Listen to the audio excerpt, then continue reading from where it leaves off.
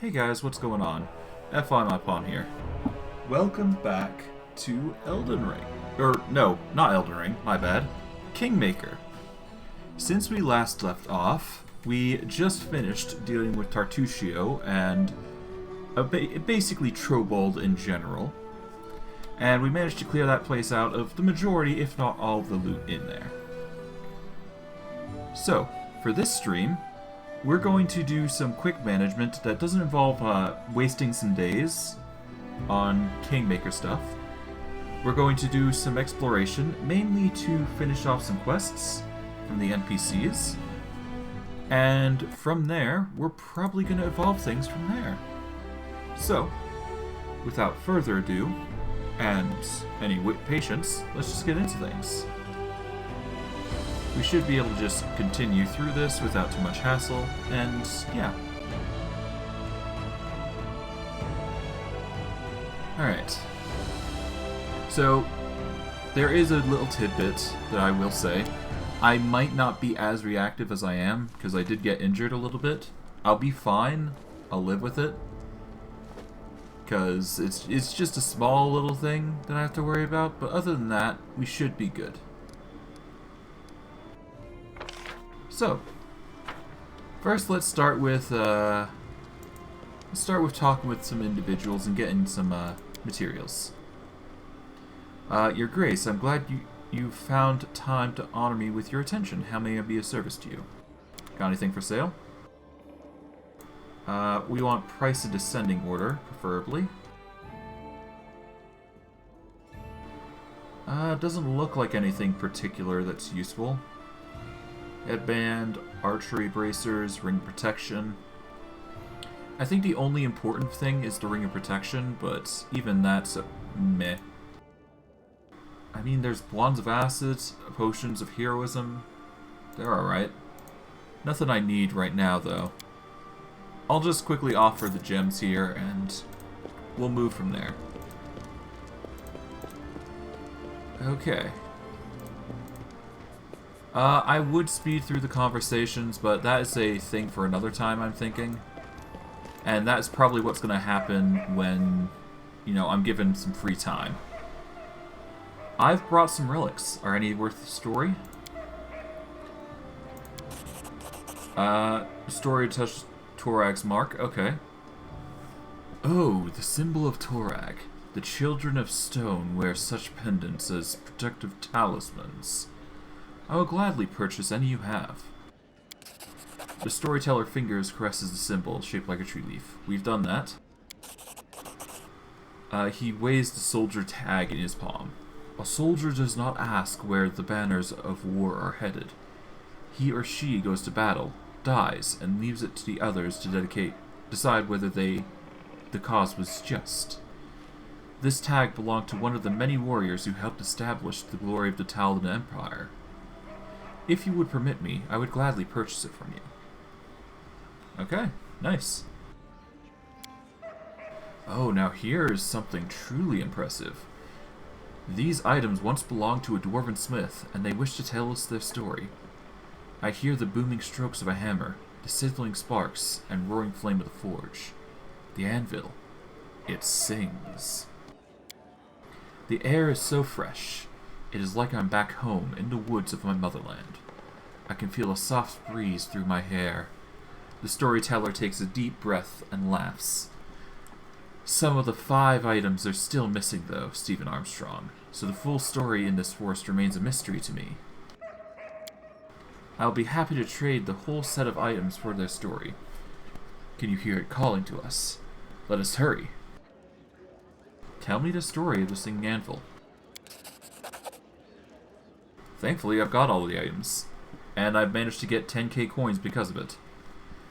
I see the flames of the forge. It is so close I can touch it. The heat sears my face and the sparks sting my cheeks. But there is no fear in my soul, only admiration and reverence for the work of an artist. The storyteller seems to be in some sort of trance. His unseeing eyes reflect the flames of a forge that burned out long ago. I am Colgan, an apprentice of the great Darzif, Daz Zarif. the first smith of Bronze Shield Fortress. I am fascinated by the work of a true master. The smith's hammer is raised in the air, the forged bellows roar, the sparks sizzle, and the rhythmic ringing fills the room. The anvil, called the searing palm, replies with a happy booming voice. This music, this song overwhelms my being. I feel a tear of joy run down my cheek, and hastily wipe it away, for it is proof of my weakness. The tongs in my hand are covered with soot. I help the master all I can, but I am not allowed to raise my own hammer over the anvil. Master Dzarif protects his anvil zealously. Won't let anyone else near it. It usually offends me, but not now. Now my heart follows the ringing beat of a fiery song. Who makes this anvil so special? Is it enchanted? The anvil was created by Ordleaf Langbuck herself in ancient times, when the dwarves, full of hope and inspiration, built fortresses along the Shield Road. Ordleaf gave this anvil her voice and named it the Searing Palm. Ever since, the anvil sings hymns in praise of the sublime crafting skill of its great mother creator. Why won't Master Dzarif let you work the anvil? He says I am not worthy. He says I have no talent, no spark of creation in my soul. The storyteller's lips curl with contempt. He says that all I can do is copy the work of others. What are you making? I can't see. I don't know. I don't care. The storyteller shrugs and frowns. This is my master's work, not mine. It doesn't bother me. Please continue. All I hear is silence. Bronze Shield Fortress is sound asleep, save for the blinking of the signal bonfires. No one knows of the blasphemy about to be committed in the heart of the fortress. The storyteller chokes down a lump in his throat. I push open the door of the smithy. I fear the door's squeal of protest will wake everyone, but silence quickly returns. I take a step inside. I stoke the fire and don my soot-smeared apron. Long have I dreamt of the anvil. It calls to me. Its alluring voice captivates me. Its ringing is full of promise. Tonight, I will work the anvil myself. Tonight, I'll become a creator, and Master Dzarif, upon seeing my work, will be forced to accept me as his equal. The fire rises above the ceiling, and I raise my hammer to make the first stroke. Something's wrong. When did I make a mistake? The storyteller's face collapses. The anvil, it won't sing. It moans under my hammer instead of sweet music. I hear cries of pain begging me to stop. I can't clench my teeth and strike again. And again. And again. I will make this work. It will sing for me, even if I must torture it to do so. The moans of the anvil become a monotonous rumble. But I can't stop. The smithy door swings open, and Master Dzarif stands before me, disheveled and furious. He screams curses at me, but I can't hear them. The metal of my work crumbles under my hammer, but I can't see it. My eyes are blinded by tears. The storyteller shakes his head and clears it of the visions, a weary smile on his face. Well, that's it. But what happened to you? I mean, to Colgan. He left, hung his apron on the hook, tossed his hammer and tongs, and left Bronze Shield Fortress. Deep in his heart, Colgan knew that Master Dzarif was right all along. Colgan's hammer would never create a masterpiece. Hard work is a poor substitute for inspired talent. Colgan turned his eyes to Droskar. It is a minor dwarven deity with a very limited following among the surface-dwelling people of Grolarian. Sufficient toil eventually leads to, eventual success. And those that fail were simply not trying hard enough, basically. Basically a minor deity. The god of the Dark Dwarves accepted their new follower. Duergar gave Colgan shelter and provided him with unceasing, tiresome work. Work that required no talent, just endless routine. He crafted weapons for the Duergar army, and nobody expected masterpieces of him. He soon forgot all about the searing palm, Master Zarif, and the blasphemy he committed. And it seems to me that there, in the dark tunnels serving Droskar, Colgan finally found happiness. What happened to the anvil after that? It lost its voice. Bronze Shield Fortress never again heard it sing. Storyteller sighs. It was still functional, and the weapons made of it were durable, but nothing more. No master ever managed to craft a masterpiece there again. The dwarven weapon gradually lost their enchantments, and defending against local dangers became increasingly difficult. I suppose Colgan's desecration was a strong contributor to the dwarves' eventual abandonment of the fortress. Thank you for the story, storyteller.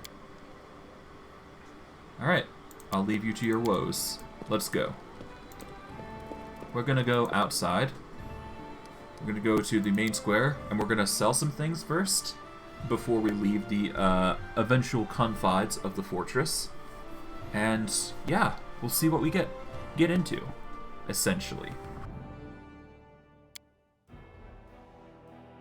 Shouldn't take a long load, all in all. Adventures can wait. Yeah, not too hard. And hey, there's a gallows. Kind of ominous, but this is the kind of place we got, so... Show me your wares. Let's sell all of the mundane stuff to you. I apologize if it takes a little bit, but that's just how Pathfinder Kingmaker does things. It's a slow sale method. But it's not like I can do much beyond that.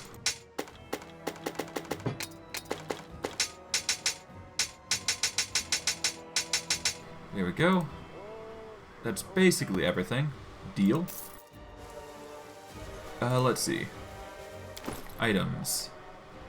Weapons. Do any of you guys need it, though? That's the question.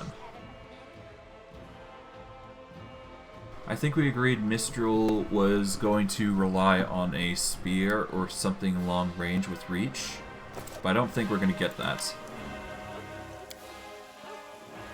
Let's see.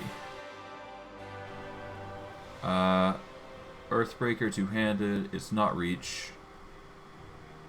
Is it Tongi? No. Doesn't appear that there's reach weapons in this game overall, so I guess two-handed is the best I'm gonna get. How about Hassif, though? Let's see what we have. Weapons. Corrosive Flail. That's a 3 to 17. Not what we need, though. Yep. No reach, unfortunately, but that's not too much a worry. Alright, we don't need the Mallet of Woe. It's a 2d6 one-handed weapon with freedom of movement. It's great if we had somebody who could use it.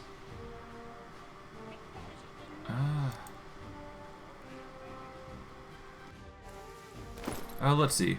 What weapon should we go for? Well, I could give Mistral one of these, because it's a 5 to 15, or I could give her the 4 to 21, because that's way stronger than her Frost Greatsword currently. Oof. I don't know. If it were two-handed, I'd probably go for it, but I'm probably going to sell it. It's fine. Alright, let's sell everything. As much as I want to keep some of the stuff, it's not worth it. Blessed Path, none of our group can use, so we will, I suppose, ditch it? Heart of Valor. Yeah, let's ditch these. We don't need them. We don't need to chainmail, or the chainmail rather. Alright, gear. Let's see who can wear what. We need Strength and Constitution on Steven.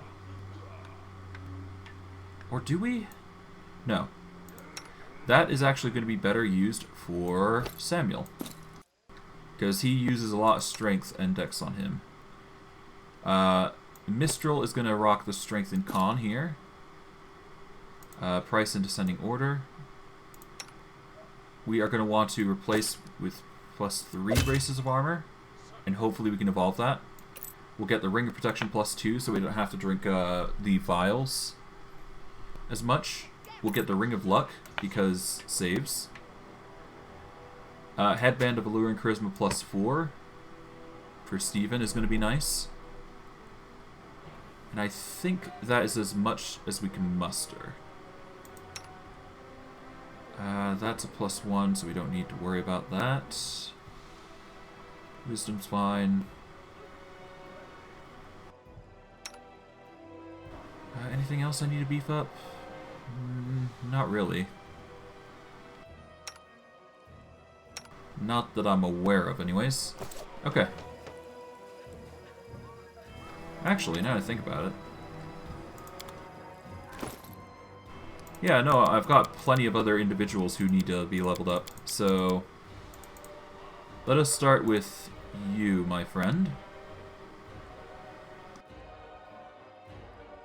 You're going into Eldritch Scion, and we need you to level up to level 5, because we need you to be Dragon Disciple. Okay, so let's get your Arcana to high, or high as can be. Let's see. We don't need to focus into anything particular, but we should try to at least get his abilities to some level of competency. Improved initiative sounds nice. Yep. We're going to want arcane accuracy, I guess? No. Extended magic probably be better here.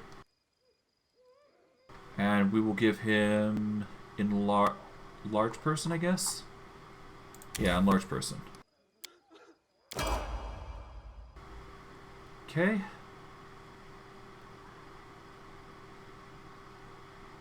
Does he use armor? That's the question. Proficient in simple and martial weapons. Also proficient with light armor. Yeah. We'll just keep him Magus and then level him up accordingly. We're going to want to beef up strength, key. Then beef up that.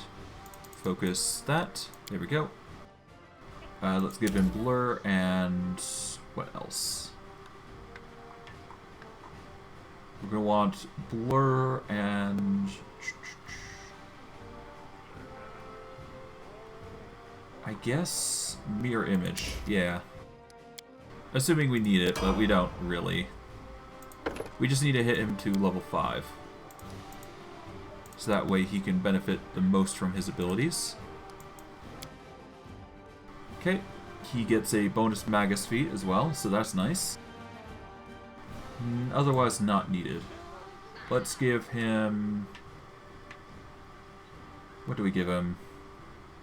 Well, he's going to be our marshal, so he's going to probably want really just beefs to strength. We're going to go with toughness for HP purposes, and we're going to give him dodge, I think, for extra AC. Not that it's needed, but it's always nice. We're going to want Scorching Ray or Web. Let's go with Web. That's a crowd control at least. And now we just pump him full of Dragon Disciple. And we'll keep focusing UMD, and we'll get Persuasion up next. Alright. Here we go. He gets a feat, Arcane Spellcasting, and Bloodline feat selection.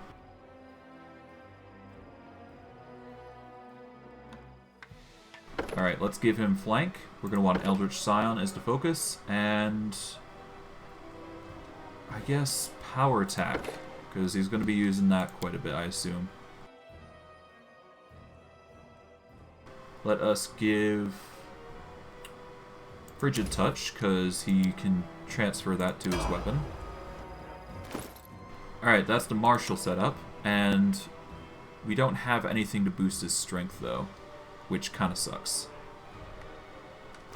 So that's the unfortunate bit, but it's fine. Alright. We'll worry about that later, but we're going to see about purchasing some scrolls.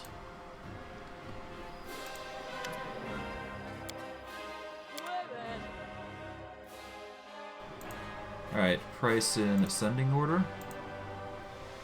Let's see. Cure moderate wounds, here we go.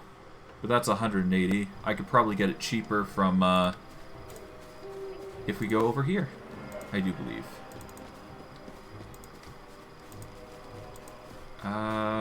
Here we go. Jot. How may I serve you, your grace? I'd like to purchase some scrolls from you, my dude. Alright. Price in ascending order, specifically. Cure moderate wounds, 150. It's going to cost us quite a bit, but it is vital that we do this, because the healing is always going to be nice. And while we're at it, actually, let's buy some scrolls to protect communally.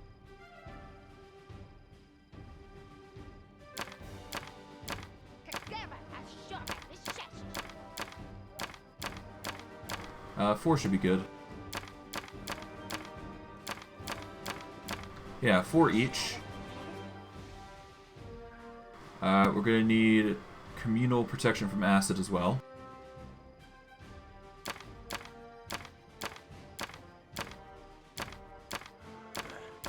Yeah, that should do. That should do. 4 of the resist and 2 of the protection. Because you never know.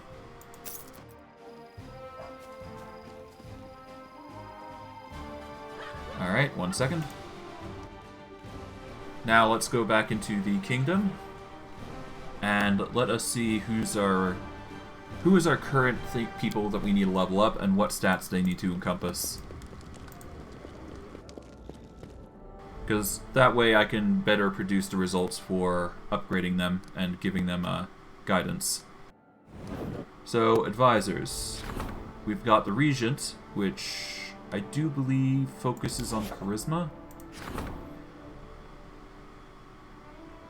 I need to do some quick Googling, but I should be able to replace it, or fit everybody accordingly. High Priest definitely falls into Wisdom. Treasurer is Economy, so Intelligence, I think? General is definitely Strength. Counselor... I just need to make sure I level him right, basically. That's all it comes down to. But for now, I shouldn't need to worry too much. Alright.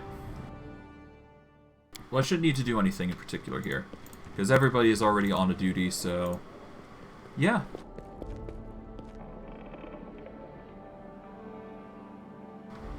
Let's go to the tavern, see if anything interesting is going on before I move on.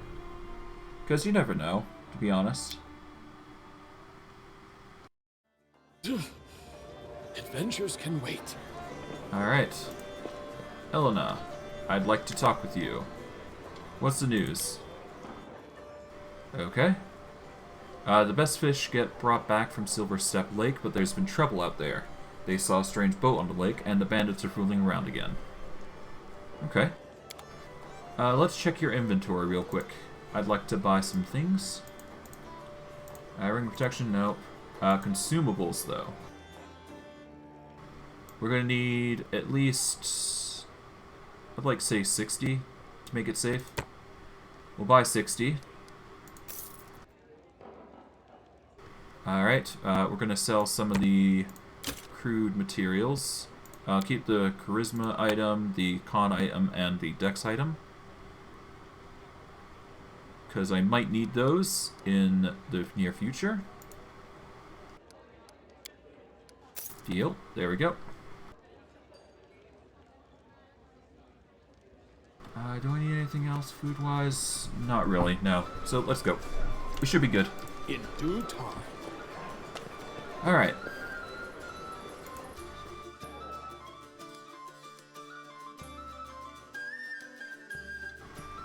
With that, I just need to either go alone or go together with a group.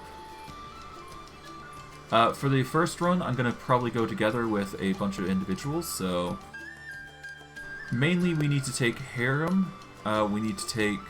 So he'll be the healer. So we'll place her, get Harrim in there. We need to bring Jubolist, so we will place... Let's replace our buffer with him. Let's replace Monsoon. And we need one other individual, I do believe. Who was it again? Yes, we need to bring Amiri. That's right. There we go. I will need to retrain Amiri because I did something wrong in our class creation. But otherwise, this should be fine for group. Alright, let's just level up everybody. I'm probably just going to keep their level ups rough to some degree. Keep it to cleric, I guess. And yeah, we'll go from there. Spell focus. We're going to want armor focus, heavy armor focus, done.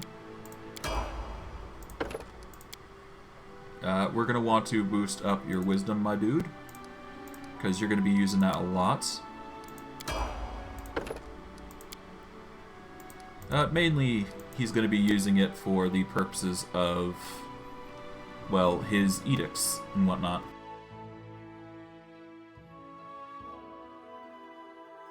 Let's see.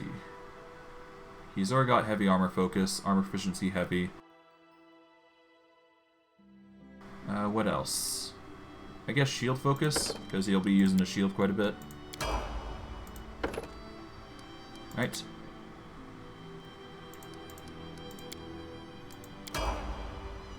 Right, cleric 7.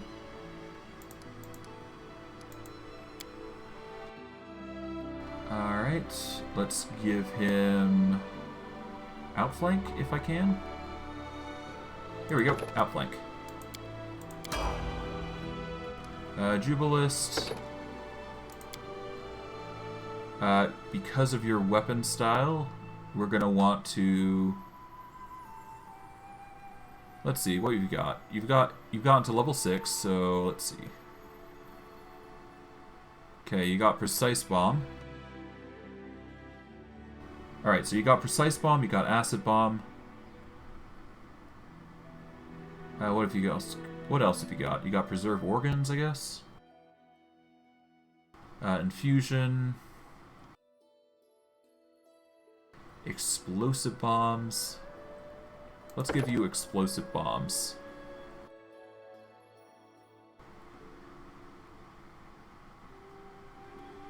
Yeah, this will basically increase the radius, I think.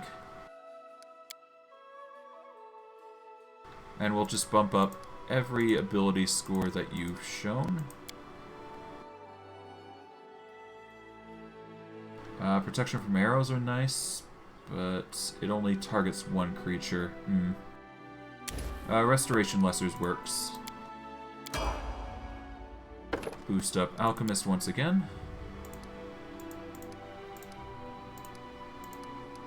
There we go.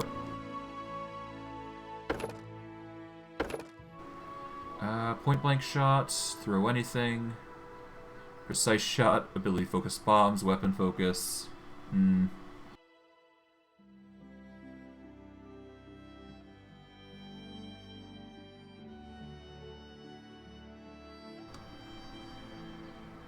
Or if you're a spellcaster, melee or ranged touch attack. I guess that's not bad. Probably gonna focus on something else, though. Extra bombs would be nice. Extra bombs to throw. Always nice. Thorn Body. Aid. Blur. Cure Serious Wounds works. Or Delay Poison. I'll go with the Cure for now. And now, Amiri, our Barbarian.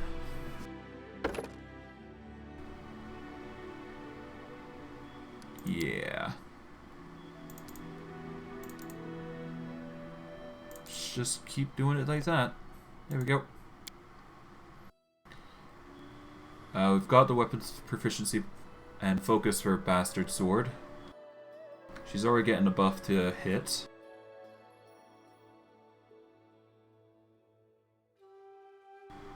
Let us get Outflank, if I can. Which I've already got. In that case, Power Attack's probably for the best.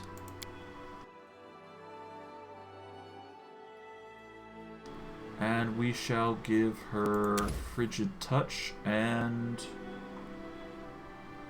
Bull Strength? Yeah, Bull Strength sounds nice. No. Web. Because crowd control is always nice. Yeah, I'm gonna have to change Sword Saint into a spontaneous casting. It's annoying, but it's not like I have much of a choice. She'd be better as a result from me doing that. So, yeah. Let's just get Dodge. I'm not too picky with her. Powered? Nah.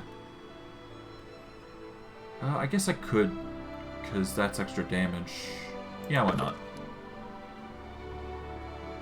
Right. From here, we just gotta choose spells. Acid, Arrow will do, and Scorching Ray. Alright, now we can go. It's annoying that I had to do that, but it's not like I had much of a choice. Now, we need to help.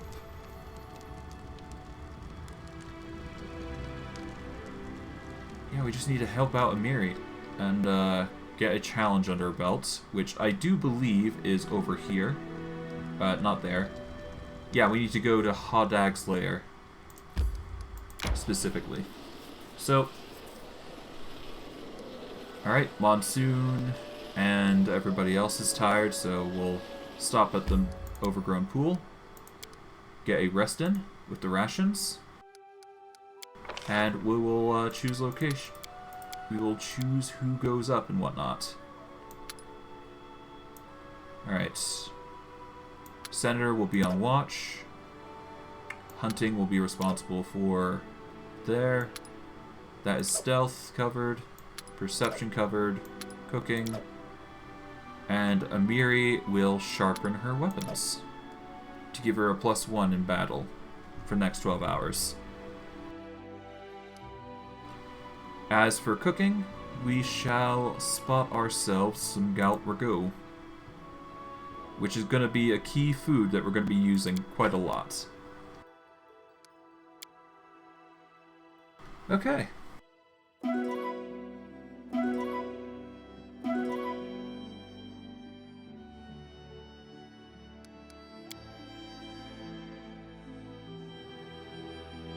Okay, going by our direction, we're going to be, what we're probably going to do is we're going to go to the Hodag lair first, I'm thinking. And then we will make our way down to the Dwarven Ruins by going down this way, through the Dire Marshes. And then we will branch out from there. Oh, whoops.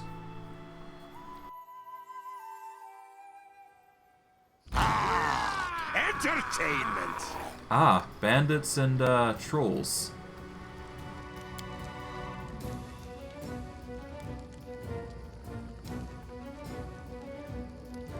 Alright, let's provide power attack for these guys. Let's have Samuel on Rage. Sundowner's fine as is. Amiri, I'll leave you on power attack. You have some special abilities, so let's give you... Alright, hold on. Let's give you Flaming and Frost, I guess, on your blade while we're going. And then you got Empowered Magic, but we don't need to activate that just yet. But we can activate your Rage.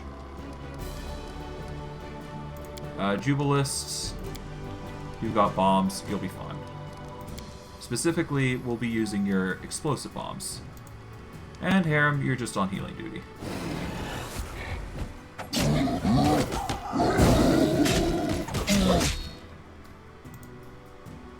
A clever ploy. There we go. Alright. There we are. Good.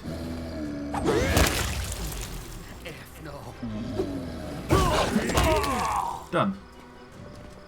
Not too hard. Not at all. Nice. That was actually quite easy, all things considering. Alright. Oh, with all that loot, let's just get going. Were they fighting for a reason, though? I mean, it's hard to say. I don't think they were fighting for any particular reason, aside from, you know, the obvious. But at the very least, I'm just glad I managed to get healing in, which is kind of rare for us. Although that said, once we get later leveled, healing is going to be a lot easier, because we'll be able to get the heal spell, which is a godsend if you're looking to recover real quick. So we don't have much healing right now at the moment, but once our resident caster, a support caster, gets some healing, we can actually start pumping up more heals that way, which is going to be nice. You know, I did mean to go to the overgrown pool first, so let's do that first. Because we might as well, it's on the way.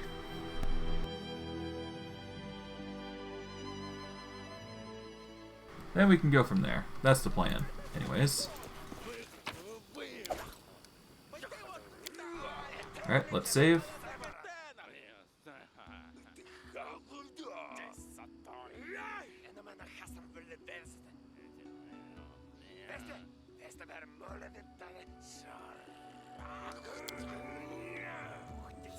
Alright, what's going on here? A group of hardy people with axes, most likely lumberjacks, are menacing a fragile Nixie. Two lumberjacks stand before her, relaxed and disconnected. The lead lumberjack shakes his fist at the Nixie and yells, "Let them go, you swamp freak! If you don't, I'll burn this rotten grove to the ground. On my word." You're the freaks, and my name is Melisany, thank you very much. If you keep being rude like this, I'll just drown these jumbos in a lake. Understand? Noticing you, the lead lumberjack grins and waves. You there, you seem a capable sort. Interested in some coin? Name's Korax, and we're loggers here in this forest. We could use your help in freeing our people from this Gorgon's claws. What's going on here?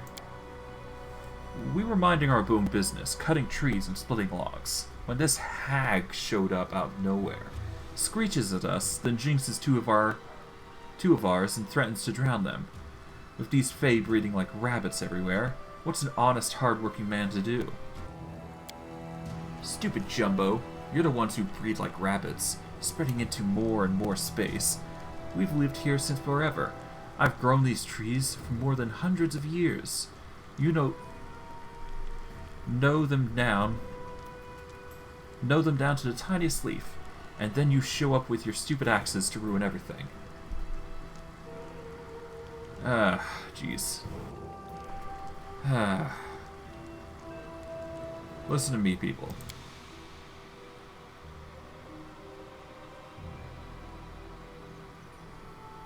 Alright.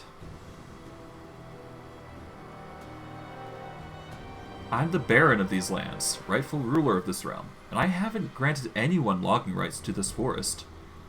You should leave now, or you may regret it. What sort of ruler protects monsters over their own subjects? Quarreling with the Fae is more trouble than it's worth. You've no idea how powerful and thin-skinned they can be. The lumberjacks look at the Nixie with suspicion. Melisande makes a scary face as she stretches her webbed hands out towards Korax, wiggling her fingers. Ooh! Alright, alright. It's not like we're dead set on this grove in the first place. If she gives us back our people, we'll leave this place in peace. On my word. Melisande, they'll leave this place and never return. Please, release the hostages now. Oh, sure. And who's going to bring back my trees, then? They come here, smash everything in sight, and then they just leave? No deal. Fix what you broke, then maybe I'll let them go. Think of your situation, Melisande. These people are willing to leave in peace. Asking for much more could prove dangerous. If you push me, I'll just retreat to the lake with these two. I can breathe underwater. You think they can too? We could find out. How are we supposed to restore a tree that's already been cut down? You humans are always like this. Destroy, destroy, destroy. And then when it's time to clean up, your mess, poof, gone. Fine. Since you're clearly clueless, I'll tell you what to do. I kinda want to murk this girl. There are these magic thingies that look like feathers. The feather tokens. Throw one on the ground, anywhere, and a tree springs up. Your people's mages who tread the swamp more often than others, they can make them. Buying a couple won't break your bank. My cousin Teresa can also make them. She lives in the Nar Marshes. Either way, you bring a handful of them back here, I'll let your goons go. You hear that, Korax? Just buy some feather tokens from the magic shop and you shall let your people go. The lead lumberjack curses under his breath, then sighs heavily. Have it your way. I'll send some of the boys to fetch those feathers of yours. I refuse to go back to talk to the widows and orphans about how their dad and mom was drowned in the swamp by some blue-skinned tree hugger. I'm there. Annoying. You done? Alright, you big dunces, you may go. But bring me the feathers, no cheating. I used to think all of you people were dumb and nasty, but you don't seem so bad. Let's be friends. I'll be good. I have to go. Make sure you don't get lost. You people never seem to watch where you put your feet. Yeah, fuck you. Half tempted to kill you, to be honest, but it's fine. Let's just leave well enough alone. Their life ends here. Hello, wolves. It's a good thing I have damage on my side. Over there. Oh. It appears our rogue sundowner is leveled up. Nice. Let's give him level 7 for more sneak attack. Let's see. We're going to want to boost up UMD, always. Perception's always nice. And boost up his mobility stuff. And let us boost up athletics, I guess. Here we go. Now his damage should be significant, but not completely there yet. We're going to want combat reflexes, I think. Because the more we do, the better. Because if we're going to rely on outflank, then we're probably going to want to sneak attack a lot. Or at least get enough attacks out there that it's going to be absurdly fast for damage. Besides, the faster we kill, the better. Alright. And Korax, let's see. Well, thank you kindly. I was already thinking there was going to be blood. I believe I was promised compensation for my efforts. I never go back on my word. Take this. Thank you for helping us. Money, money, money. Alright, let's go. I do what I must.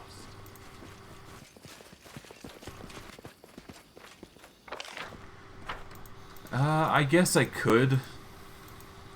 Yeah, no, I'm just gonna ignore the girl. It's fine. Well, hey, we got some experience out of just that whole debacle, so that's plus. A small little, hiccup in our travels, essentially. Okay. The bandit camp will try and cross as we get back, but I hold no hopes there. Instead, we're going to focus on going this direction and getting to Hodag's lair. And then we'll keep going from there, I think. Go across the river. Oh, there's someone on a road. Be ready. Alright.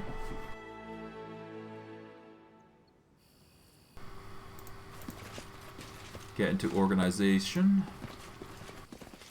Let's boost up Bark Skin. Just in case. You never know. Hey, look there, everyone. I know that Borba. That's Mighty and Strong One. Came to Trollbold, killed many, many trolls. We have to run. Killed Kardag, killed his children. Enemy of all trolls. Charge Borba, tear Borba apart. Do it the hard way. Okay, well, suit yourself. Combat it is. Get into rage, get into rage. Let's go.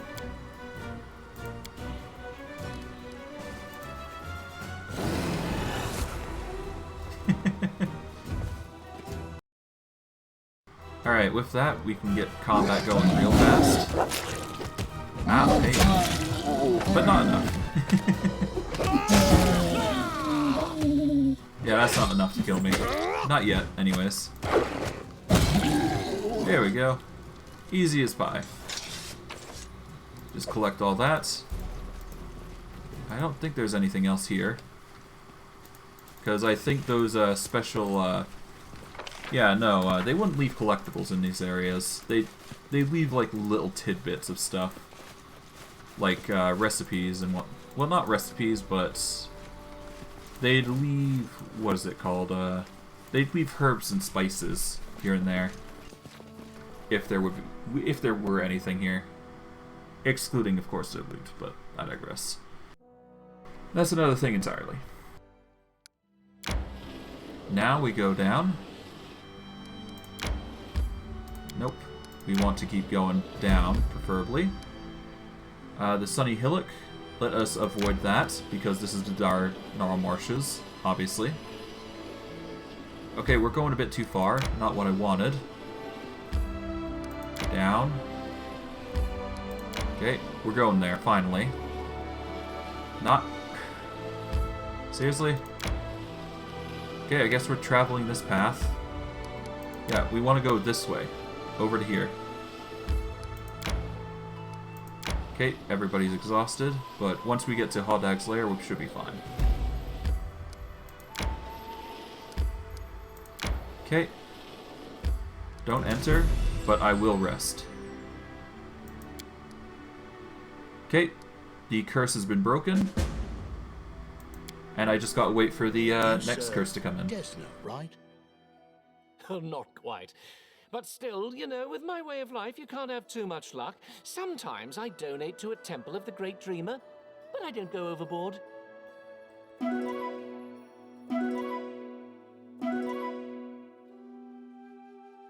Yeah, that's not bad.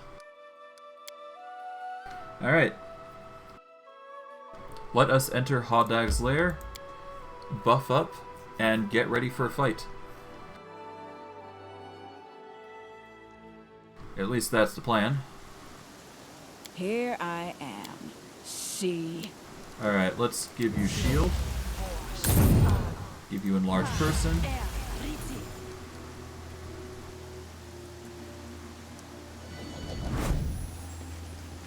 Okay. There he is. Now I slice this lizard into tiny pieces. Watch out, and don't get in my way. Everything alright? You want to go alone? You bet. Amiri thrusts her chest forward, anticipating a good fight. But I can call you if I need you. Alright. To battle then. Amiri unleashes a fearsome battle cry and charges the monster.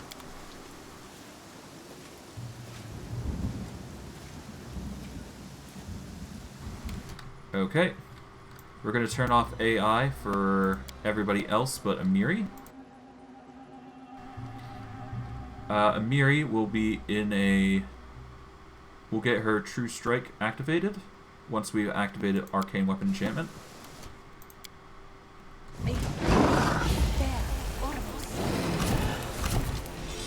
Alright. Let's just get the rage in. Miss. Alright, there we go. The attacks go in. Oh dear. Okay. Everybody's AI, turn off. Okay. Get some AC. There we go. Ha! One more down. Amiri kicks the remains of the monster with her boot and thrusts her chest out proudly. Congratulations. So, what now? Ready to move on? Hunt new monsters? Was born ready. Alright. She's, yeah.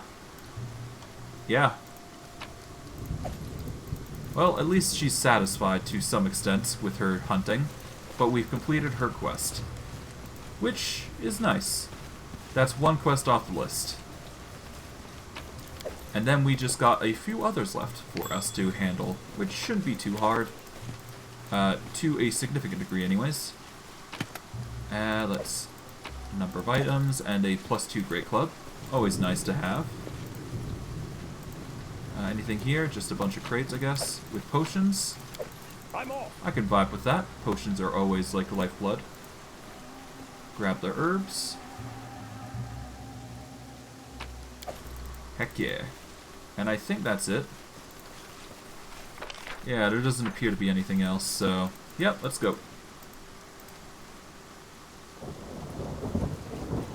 Alright, let's get out of here.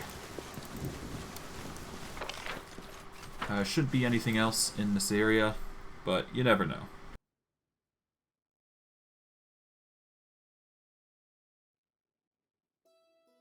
Okay. With that out of the way, we just need to go back to the path. And that should only just require us to go down and across, I think. Yeah, like so. Just need to meet up with this branch here. Then we go over here. We'll avoid the enemies if we can. Evade. And let's go. And these should be the final two quests that require people. So, with this in particular quest, one will be completed immediately upon entering, I believe. We just have to go up a bit. Exactly. Jubolist. Splendid. I knew you couldn't hide from me forever, you elusive dwarven outpost. Jubolist digs the map out of his pocket and makes a mark of it. That's it. On behalf of all the institutions of Inner Sea, I hereby thank you. As a matter of fact, I'm even qualified to reward you. Reward your help in hard coin. He gets out his purse and throws it to you. Okay. Now all I have to do is finish my article for The Independence, about the state of affairs in your baronry. Jubolist looks at you defiantly. I'll be honest with you. Unfortunately, I can't write anything too good.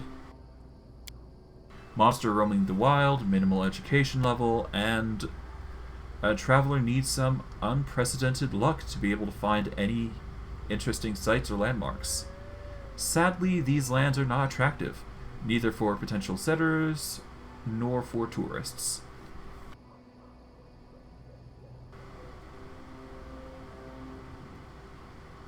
If you're so...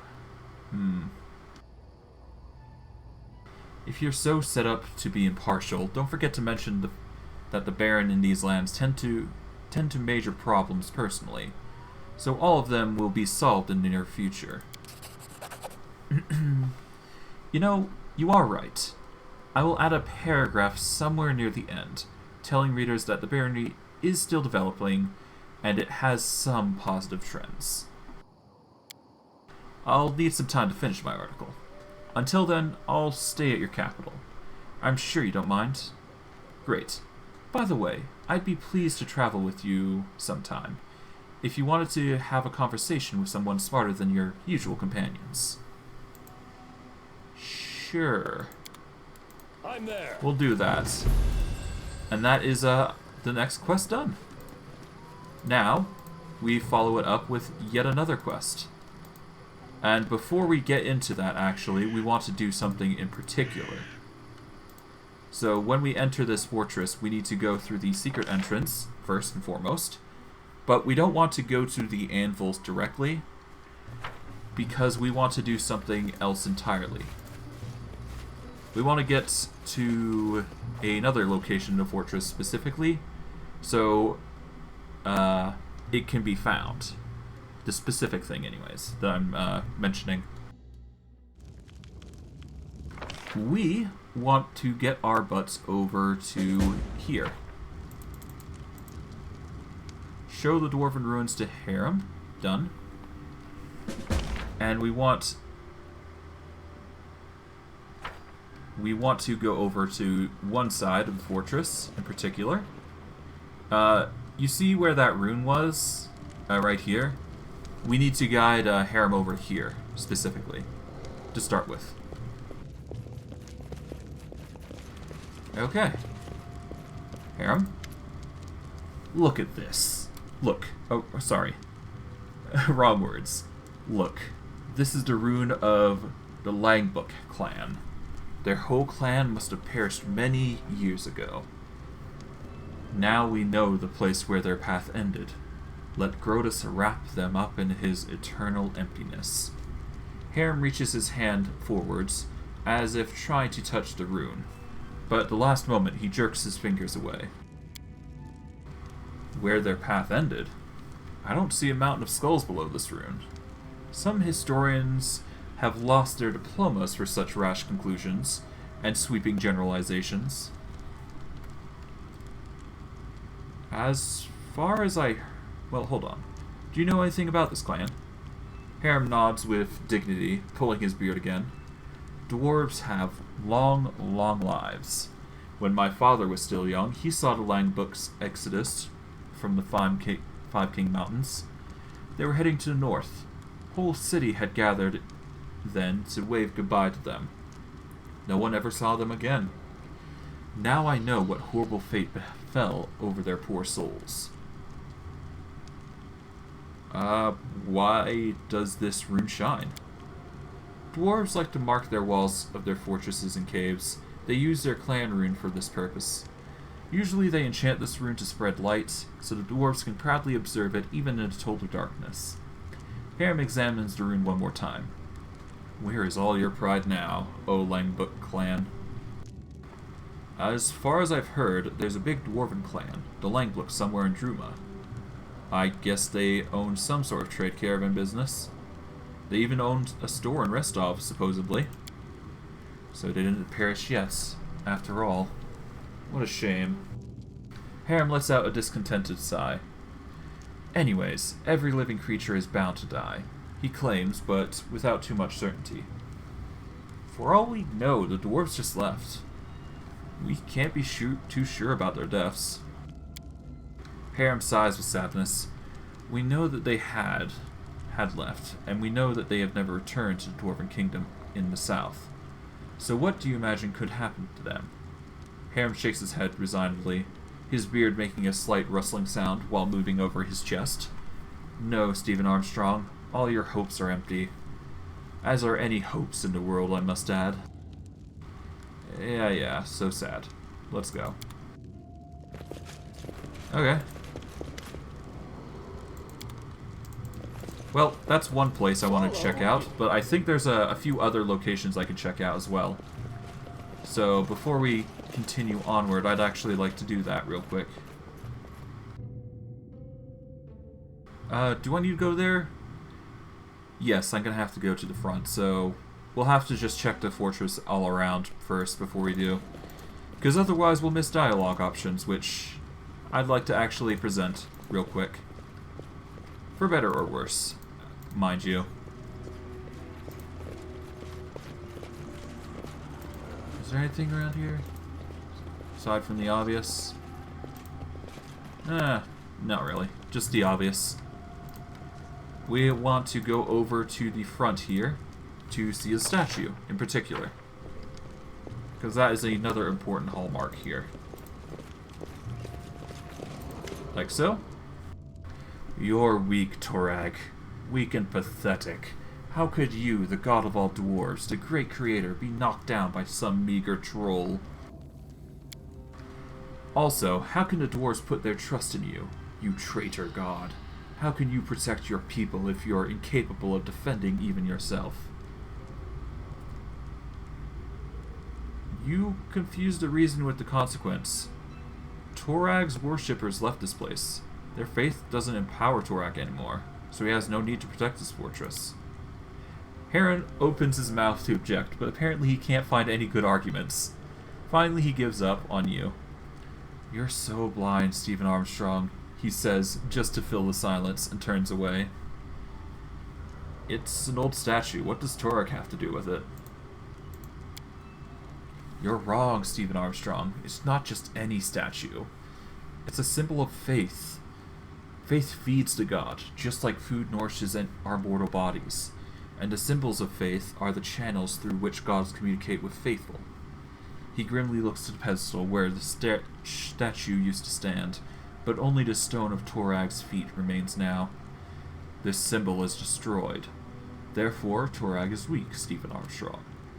If he could protect this place, he wouldn't allow such desolation to happen. The statue was ancient and easy to break. Don't try to see hidden signs when there aren't any. You're blind. How could this statue possibly be destroyed if Torag was protecting this place? How could dwarves perish here if Torag cared about them? Harrim presses his lips together. No, Stephen Armstrong. This whole place is an anthem for Oblivion's victory over weakness. The victory Grotus won over Torag. Stop whining. Let's go. We have work to do. The dwarf turns away from the statue and stalks behind you, staring at the floor. Okay.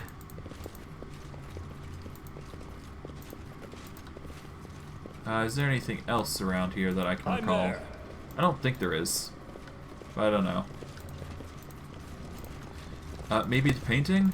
It could be.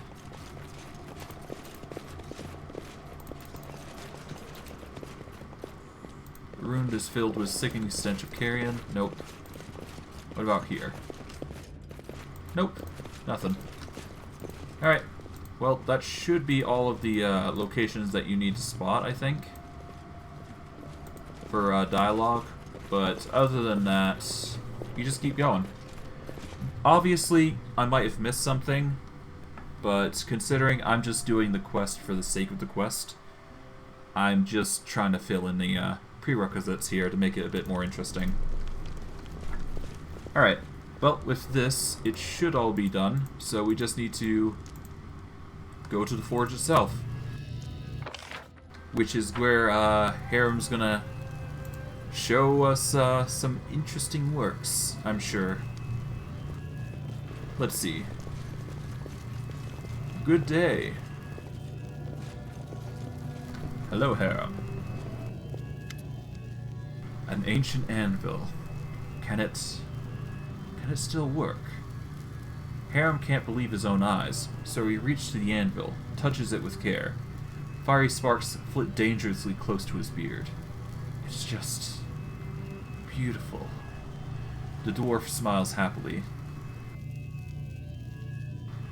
You see? Everything is not so bad after all. The anvil is still operational. What do you say now? Harrim pets the anvil gently, without any fear of its heat. Once I dreamed... Oh, sorry. Oh, I guess we're not reading that. Wait, actually, hold on.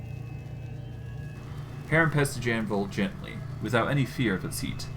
Once I dreamed of working with a furnace like that.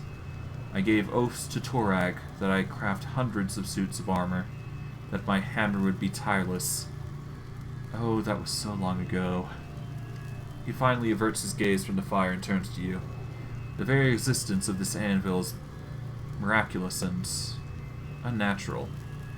So much suffering and sorrow surrounds us, and yet here, hope? Harrim shakes his beard in negation. This shouldn't be like that. That is just wrong. Harrim turns around and glares at the anvil with hate in his eyes. His hands clench into fists. Grotus, grant me strength. I'll restore righteousness. The dwarf deals a strong blow with his fist to the anvil's base. Huh.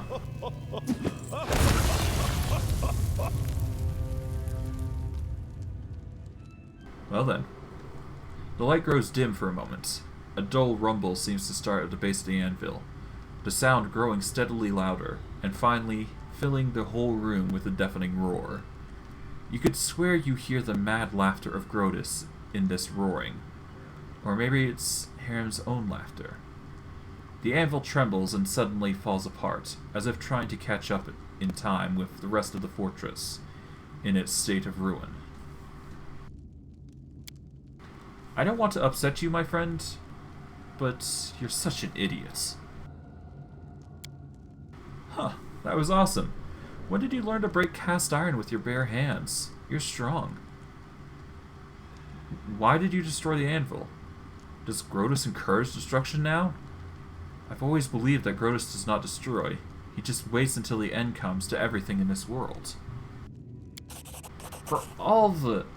How can you constantly doubt the overwhelming might of Grotus? His face grows red with anger, his eyes bulge, and seem to almost fall from their sockets. How can you denounce him every time you get a chance?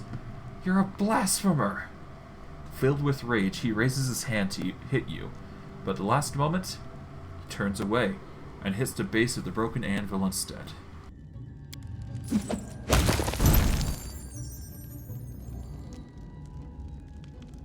Ooh. After several moments, Harrim comes to his senses. Forgive me, Stephen Armstrong. Sometimes I still forget how difficult it is to follow the path of Grotus. I must not get angry at unbelievers. I must persuade them to make their own choice of following the one true God.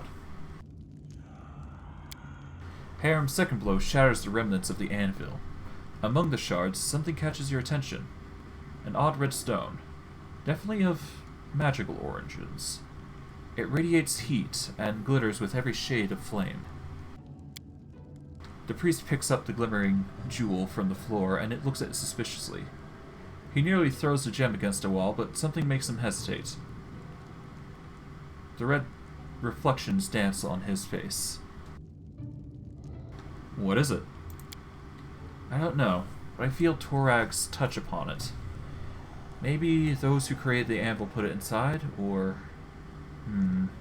No, nonsense. This cannot be. Jewels don't appear from out of nowhere. But then, metal isn't usually broken with bare hands, right? I don't know, Stephen Armstrong. I don't know. Give me the jewel.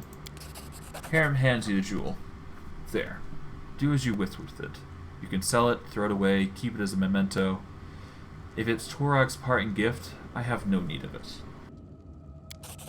Harrim wipes the tears from his eyes. I shouldn't have come here. What did I expect to find besides decay, dust, and ash? Forgive me, Stephen Armstrong. Thank you for honoring my request and bring me here, but now I wish to be alone. And for our efforts, some experience. And that is the next quest done. And I do believe the last quests that we have are just me doing things alone. For the most part, anyways. So, with that in mind, I'm probably going to have to change my party formation a slight tidbit, but it shouldn't be impossible to handle. But I digress. It shouldn't be that hard a task, because I just need to dismantle my party when I get to the location I need to be at. Alternatively, I could check out Ikun's leads as well, because we have to do that, I think. Let's see. Let's check on the journal. Adjust reward, nope. Ikun's leads. We just need to tell Ikun about our victory, and we don't need to check out all the leads, I don't believe. But we can if we wish. But I think we'll do that later, because I want to get into the solo missions, which is going to be very interesting, and you'll come to understand why soon. There's a very big reason for why that is, but we're going to have to get to the Verdant Chambers now, if we want to figure out that reason. So we're going to take the journey along here, first and foremost. We'll try and avoid any encounters we run across. And yeah, we'll go from there. Okay. Almost there. Ignore the fatigue. Alright. We're going to rest here. Together. A lecture at the College of Mysteries. The professor was well versed in the brain and various of its deviations. He demonstrated a patient who'd begun to hear voices after being hit by an arrow in the temporal region.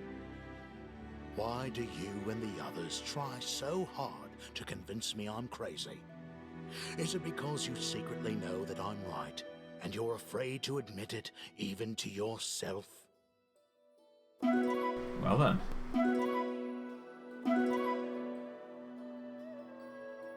Okay. Now with the gout we're go. Alright, let's dismantle our group. Fine. 3 days, it's fine. We'll do it.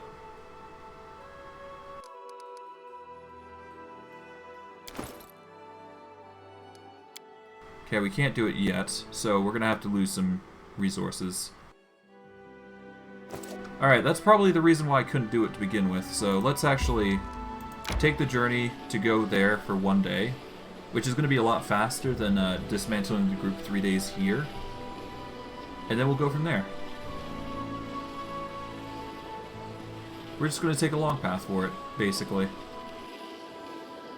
Kind of sucks, but that's fine.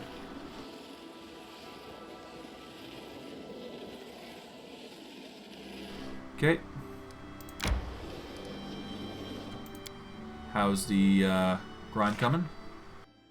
Trade taxes was solved easily. And now we just got ambitious recruits that needs to be solved. A visitor waits in the castle. Regent demands your attention. Okay. Well, let's go back to the town because we're going to need to do that regardless. So let's do that, organize things, and we'll be good. And the troops have been trained, so yeah, we're good. Okay, let's see what the kingdom has to offer us for information. My strength fades. Good day. Stefano Mosconi. The man before you reeks of vanity. His black hair is curled, styled, and generously waxed, from the hair atop his head to the points of his mustache. His cheeks and forehead are powdered white, giving him a pallid look. His hand rests casually on the golden hilt of his rapier. As he approaches, a mean, sly smile appears on his face, clearly practiced and prepared in advance. Ah, the ruler of this baronry. I'm flattered by your attention. Sir Stefanos Monosti of Pitax at your service. A long haven for thieves and smugglers, yeah. The man performs a derisive bow. What brings a Pataxian noble to my baronry? I was just traveling back home to glorious Patax after paying a visit to Restov, all in service to King Calistro Irveti. I thought I might take a day to visit the capital of Patax's bold new neighbor. Sir Stefano sniffs and grins. I must say, I really should have spared myself the trouble. It's hardly worth seeing. I'd watch my tone if I were you, lest I send you back to Patax in a box. Or perhaps several boxes. And now we resort to insults. Hardly surprising. Sir Stefano lets out a long sigh, tapping his rapier. Well, you aren't worth the glove. It'd be worth challenge you. Besides, you probably just run off and hawk it. It's easily worth twice of what you get in this throne room. Sir Stefano stares at you and snorts. You know, the initial goal of my visit was to take measure of your so-called baronry, to see if you had anything of value to offer to Patax. And you know what I found? Nothing. You've absolutely nothing to offer. Sir Stefano continues on without giving you a chance to respond. Military, weak. Culture, weak. Economy, weak. You best pray all the gods that my King Irveti doesn't declare war on you. On the other hand, maybe you should pray he conquers you. This mess of a baronry could use the rule of a proper king.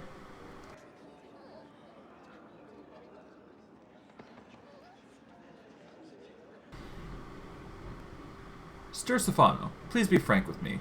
Have you ever had the pleasure of being acquainted with the hooves of a jackass? Other than your own feet, I mean. Sir Stefano opens his mouth and immediately closes it. Now allow me to personally tax your courage. Well, hold on, let me read this.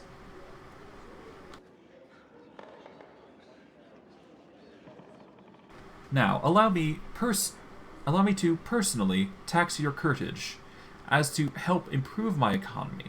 And as taxes are especially high this year, I do hope you'll be able to pay. The punishment for failure to pay is imprisonment. Sir Stefano, furious, starts to speak. My king will not stand for.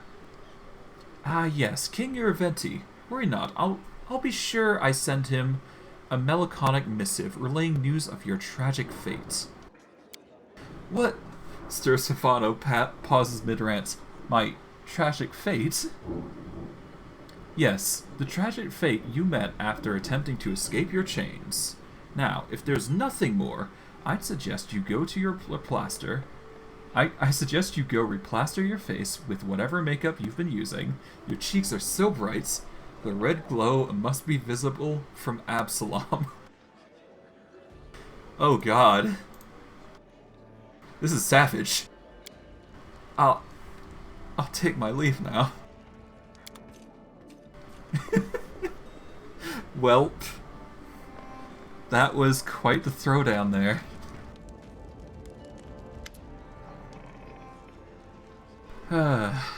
That was kind of entertaining. Valerie enters the throne room, fiercely stabbing her heels into the floor as she approaches. She stands before you, and staring with indignation.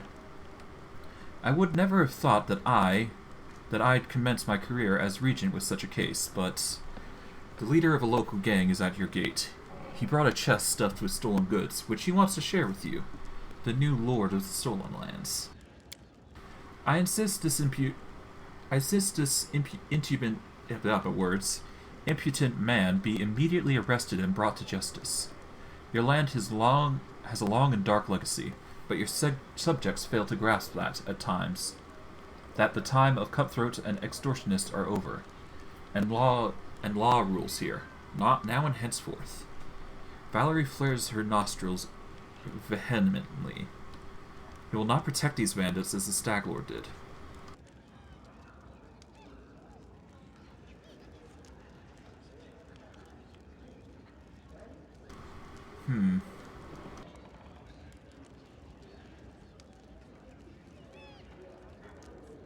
Okay.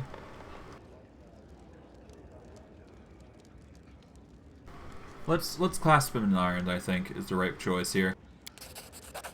Valerie catches her breath and allows a faint smile to show on her face. I will carry out your orders with pleasure, Stephen Armstrong. Yeah, damn right. No bandits in I lands, lest imprisonment follow. Your Grace, we are victorious. We fought off the spider invasion and defeated the strange Dryad who led them. As a sign of gratitude, your subjects have a special reward for you. I wonder, was it the flood of spiders truly caused by that curse? I mean, the curse must be ancient and very ominous. The spiders were definitely scary as well, but they weren't ancient and ominous. I agree with Lindsay. This does seem strange. Seems more like the plot of an insane Dryad than a true curse. Then, how can we explain the dismal atmosphere on the bald hilltop? The pressure both of us felt there, Jod. Maybe the curse drove the poor Dryad insane, causing her to lead the spider invasion to the Baronry. Tristan shakes his head incredulously. In any case, I have alarming news. As soon as the spider invasion was over, I visited Bald Hilltop again. It's gone quiet once more, and just as gloomy as before. I don't think the curse is broken, just laying low, like a monster that rests before it feeds again. How much time do we have? Oh, a fair amount. I'd say half a year, even more. Now that the Bald Hilltop is quiet again, I can barely feel its evil will. I'm sure we'll have enough time to prepare for the next attack. Well, I want to deal with this problem once and for all. What do you recommend? Yes, let's level the Bald Hilltop on the ground and put an end to this curse. I doubt we'll be able to defeat it in such a straightforward fashion. The heart of the curse is undoubtedly centered on the Bald Hilltop, but the spiders appear all throughout the Baronry. I don't think we're going to do any damage to the curse by destroying the hilltop. I would expect exactly the opposite. We'd only provoke it into attacking again, immediately on the heels of the last. No, we'd best do what we can now, is to make sure we prepared for the next attack. Don't be such a pessimist, Tristan. We might truly be able to overcome the curse, but only by studying it thoroughly. Your Grace, I will gather all the information available on the situation and get to work. Well, let's prepare for the next attack. Tristan nods. Very wise. If only we knew more about the curse, we might figure out some way to fight it. Lindsay frowns. I don't understand. I spoke to the locals, and they've never heard of any spider invasion before, and nothing ever happened on the Bald Hilltop before, either. Now both spiders and the curse. Right when a new barony appeared in the Stolen Lands. All of this seems highly coincidental. I'd be lying if it didn't. There's a plot against us, it seems. And something that we can't handle the normal means for, after all. Oh, whoops. Wrong button. Whatever. Managed to complete the opportunities eagerly, and we managed to get ambitious recruits. So now I have +2 to solve events with General. However, every time it results in failure or disaster, I lose a military point. Which, it's fine. But we get a +2 to most of our rolls, so that's a plus. I can support the region's endeavors, or really anything with a means. I don't want to pillage the temple, preferably. How's our curses looking? We can claim the south of Gnarl Marshes, but I don't want to do that just yet. Scythe Tree can wait. Tartuk can wait. And the region endeavors will come later. We'll worry about all that another time. The claiming of land will have to wait as well, but for the most part, we've basically sorted everything out. How's the map looking for? Once I claim the region, I can upgrade it, but we'll worry about that later. Alright, let's store some stuff in our chest to start with.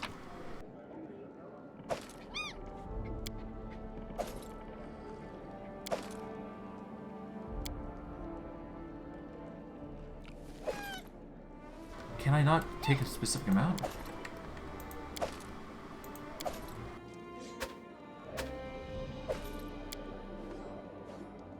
Can I not split this?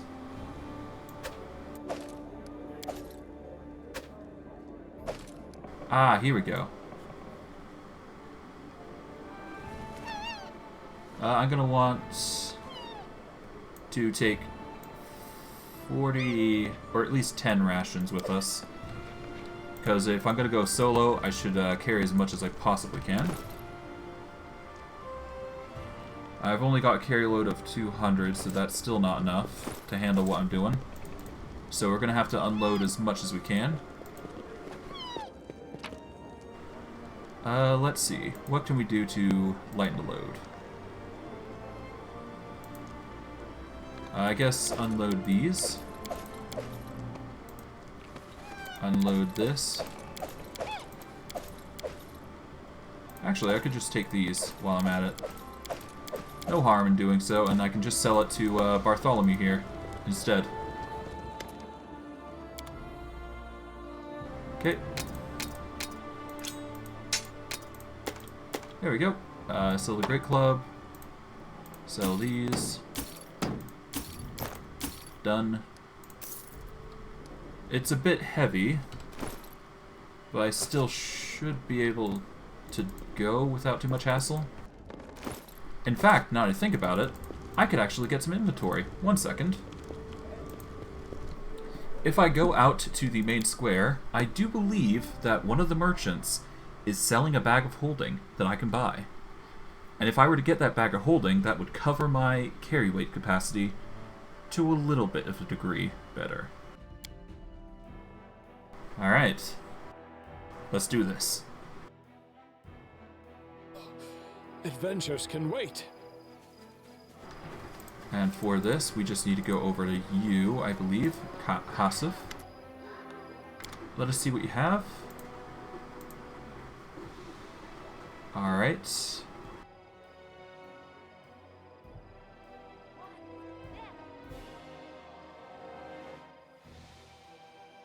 Let's see.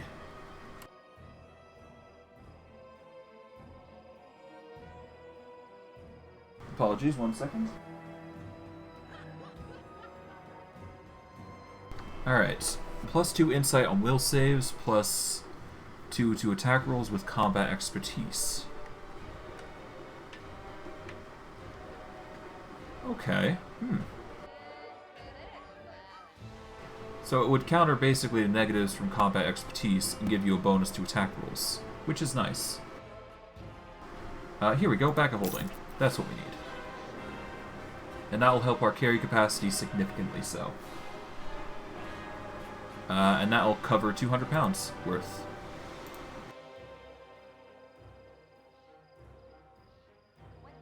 What else should we grab? There's the Trap Springer Gloves, which gives a +5 to Trickery. I don't think we need that. But I'll definitely get the, that, and I'll get the Cloak of Shadows, I think. Because you never know in a situation where that might come in handy. Yep, Cloak of Shadows. Okay. Let's see.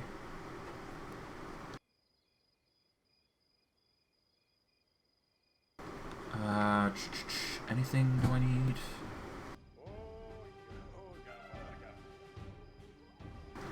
With our weight, we should be fine. I'm gonna quickly check. Ah! It appears that our Inquisitor leveled up to level 7, which is nice. So we'll give her a level up, fitting her role. I guess I could just level up her abilities everything in her list.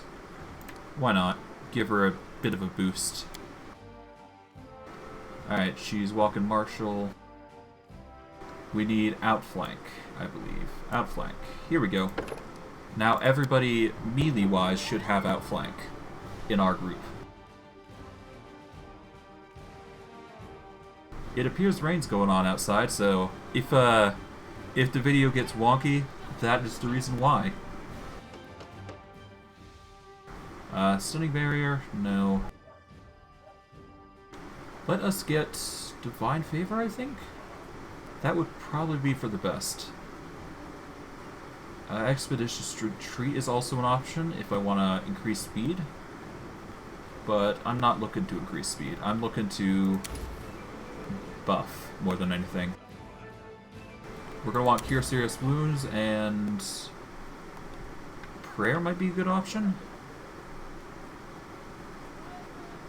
No, Resist Energy. Ooh, Resist Energy Communal, though. Ooh, no, that's gonna go. That's definitely a grab. Okay, but back onto the focus. I think I was focusing on... Here you are. Sundowner.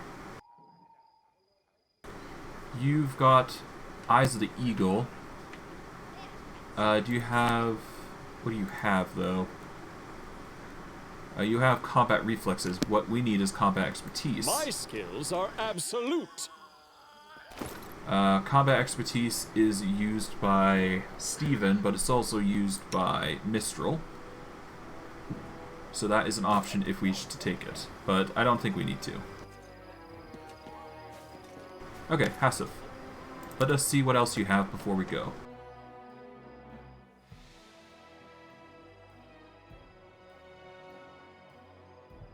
I guess all the potions of Cure Moderate Wounds are going to be a take. Because that's healing. That's always going to be useful. This ring grants its wearer's animal companion +2 enhancement bonus to strength and dex. I mean, it's not bad. +1 bonus to damage rolls with bows, +2 on Nora Nature, nope.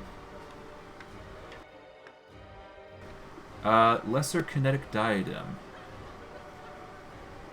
I think we can find these, so I'm not going to buy this. I'm going to wait for when we find one.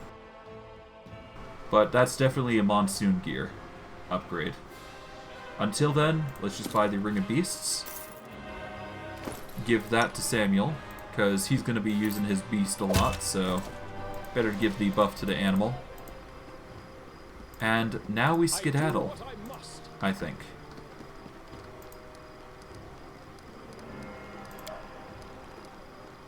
Nope. Okay, we're going alone. Let's do this. And because of our light load, we should move pretty quickly around. So we just have to be careful, is all it comes down to. Adventures can wait. And regarding that, I'm actually going to put the Stealth Cloak on, because I want to avoid as much danger as possible. For this, I'm going to save real quick, because we need to actually make sure we do that. And I'd like to actually deal with the Nymph first, before we do anything, you know, spectacular. And then we'll go from there, I think.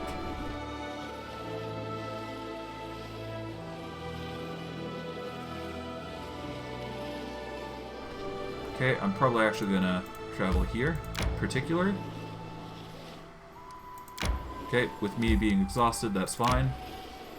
We just need to go here. We'll do a quick camp. Alright, we're going to want to...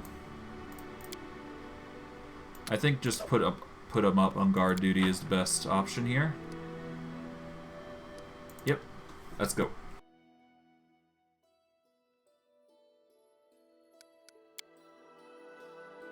And because it's just us, we should be fine.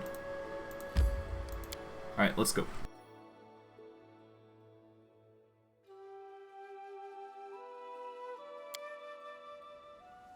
Alright, let's see what this Nymph has to offer us. Probably nothing good, if I had to guess. Because there's been a lot of weird things that have been going on. I'm not sure if it's good or bad for us.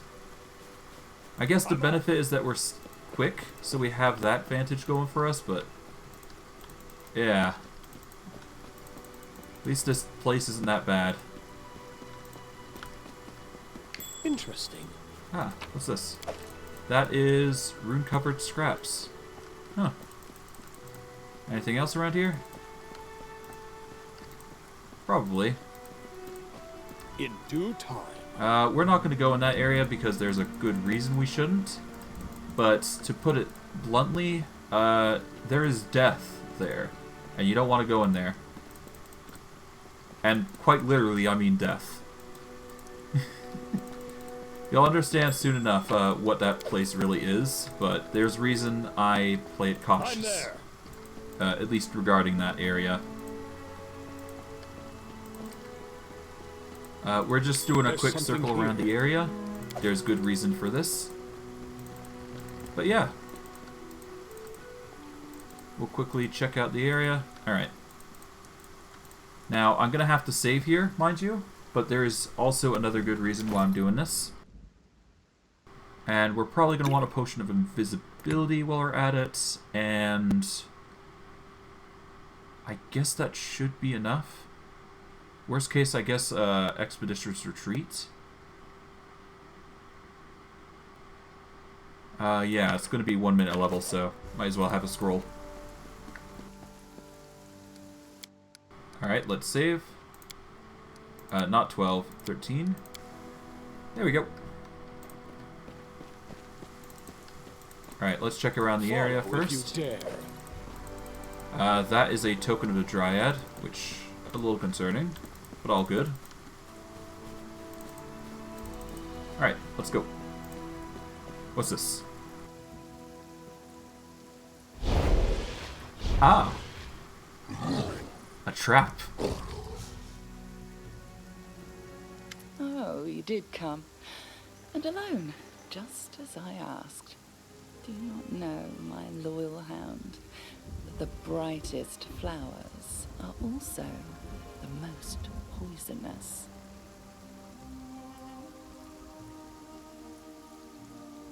The familiar outline of the nymph appears among the monsters. The smell of blooming spring meadows still waft about her, and a wind ripples through her hair. But now an unkind smile masks her face.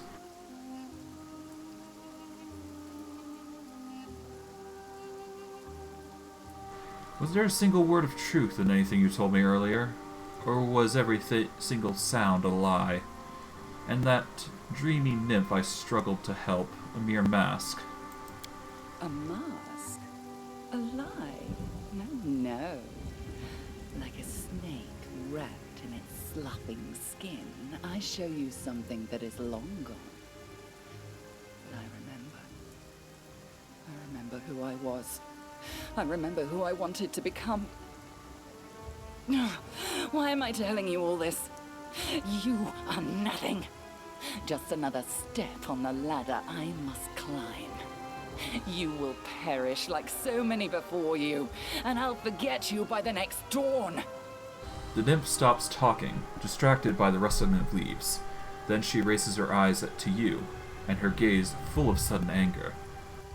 How many times have I seen countries and kingdoms arise from the dust, only to fall into dust once more? Thus will it be with your barony. For what is a barony without its baron? This is how it must be. The stolen lands will remain no one's, die or run. There is nothing you can change. I see. Well, it's a shame. It's a good thing I prepared those potions in advance.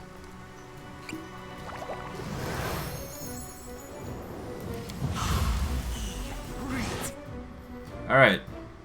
Now, hopefully we should be able to speed through this without too much hassle. But just in case, we're going to get some buffs in. And let's get going.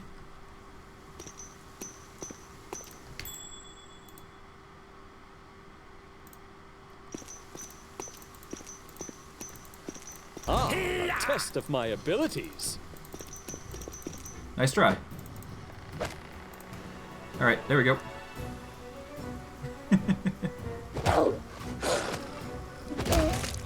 And thankfully I'm a monk, so this is not that hard to deal with.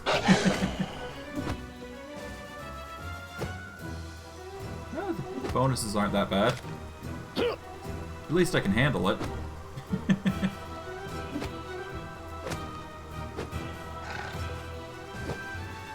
A lot of misses, though. Yeah. There we go. Wolves weren't that hard to deal with. Didn't get any loot out of it, but whatever. Got some potions of invisibility for our troubles.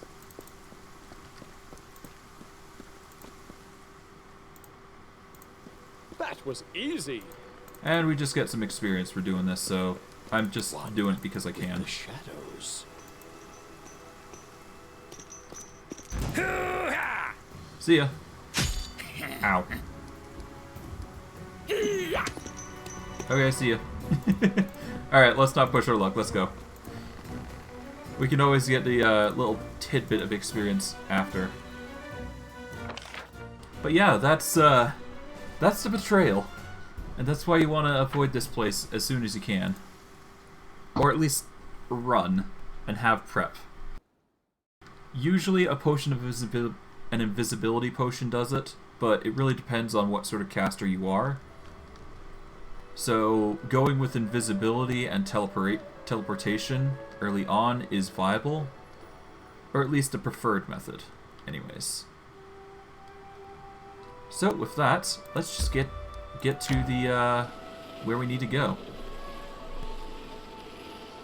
Now that we've completed this, we just need to do one more thing, and that is to converse with the Tiefling Sisters, which should be the last thing on our agenda before, well, anything else comes up. How's the kingdom going? There's an event going on?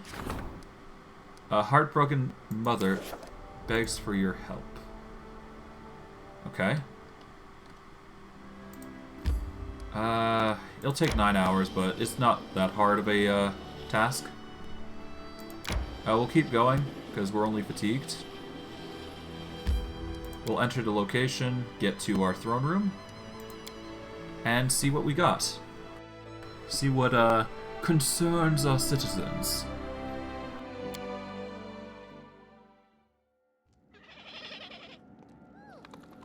Hello. A peasant woman, her face soaked with tears, approaches you quickly. Oh, your grace, woe's me. I've met my darkest hour. You're my last hope. By all the gods ever prayed to, don't leave me in need. My name is Jenna Tannerson. Our village is short ways from here. It's been 2 days since my boy Tig ran away, and I haven't seen him since. We searched and searched, but it's no use. If you don't find him, no one else will. Do you have any idea where he might be? Jenna looks around cautiously and whispers, There's this old hag in Anara Marshes, a swamp witch. I won't say her name out loud. Don't you even ask. The mere thought of her chills the blood in my veins. She has the evil eye and she eats people. She even turns into a black raven and soars into the sky. I'm sure as day that she took my boy. Do people disappear frequently here? They sure do. There are so many hazards around, it's hard to name them all. Wild beasts in the forest, and monsters, and some troblins, and bandits, and whatever. Even adults have a hard time surviving here, and for a little kid, oh. I'll try and find him. Oh, your grace, thank you so much. I'll be praying to Ra still to grant you a long life. If there's any news, I'll be nearby in a tavern. May the good gods help you. The sobbing woman leaves. Well then, a lost child. That is another mission that we have to encounter. Great. But not unexpected at this point. The River Maiden. Oh, fun. There's a mermaid in a river where trade ships operate. She's begun to sink passing vessels. She must be chased away from there before she scares off all the merchants. Well, Ragongar, you should be pretty good. Stat rank 2, not bad. And it's a 75%. Alright, let's start the problem solving.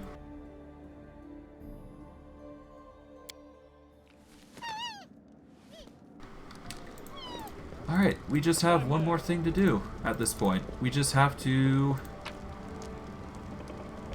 Yeah, we just have to go and finally finish off the last tidbit, which is going with our Tiefling friends to handle that other issue. And they should be over by Sorrowflow, so... Yeah, let's go. Let's go. We're probably going to want to go over to the bridge at some point. Let's avoid the enemies. Oh, I failed to sneak past, so we're probably going to die here. I don't hold high hopes that my character's going to live.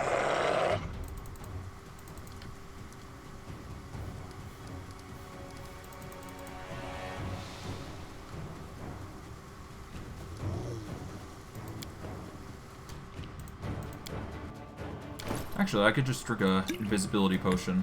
Then I could be good. Do I have any potions of vanish? Press in descending order. Here we go. Potion of vanish.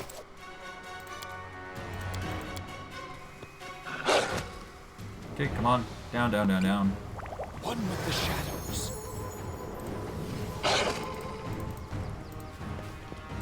Okay, quickly, quickly. Nope.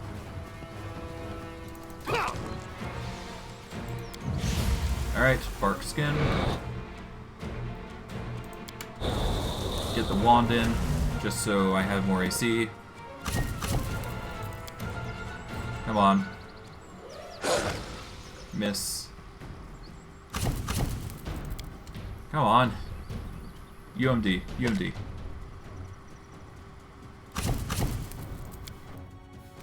Okay, AC is 27. Kind of surprised the wolf isn't hitting me, but I still gotta be careful. Come on.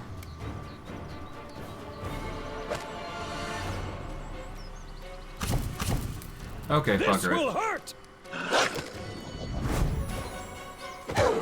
Let's get some punches in.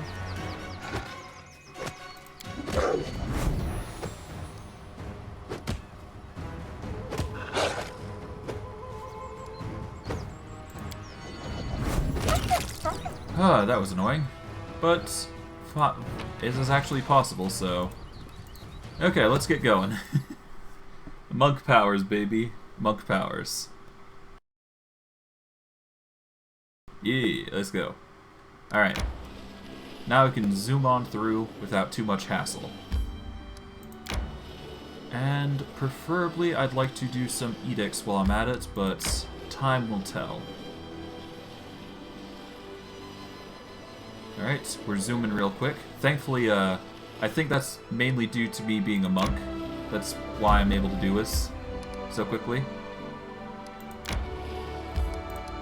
Yeah, because I'm a monk, I got, like, way faster movement. Fuck. Okay. This will be quick. Ah, a primal manticore.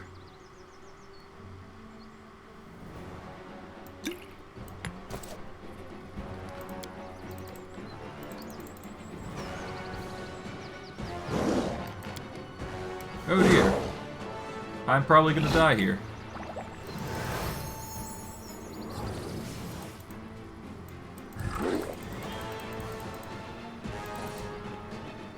Okay. They've decided to avoid me. Good. That could have been a lot worse. Potions. Fantastic, useful items. Alright, let's get some rest in first before we do anything. Yep. Okay. Nothing happened, so rest went successfully. Let's go. Sorrowflow.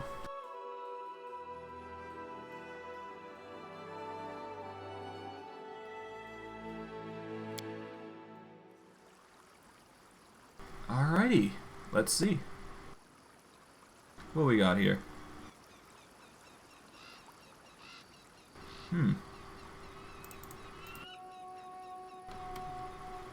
Hello? That was weird, but okay. Huh.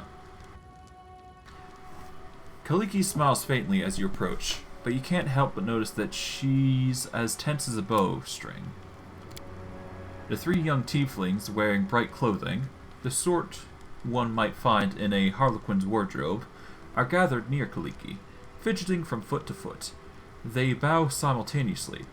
The youngest casts you an inquisitive look. So this is the patron you found, Elder, the Baron of this land. And to think that Kinnera used to say that you don't know how to make connections. Oh.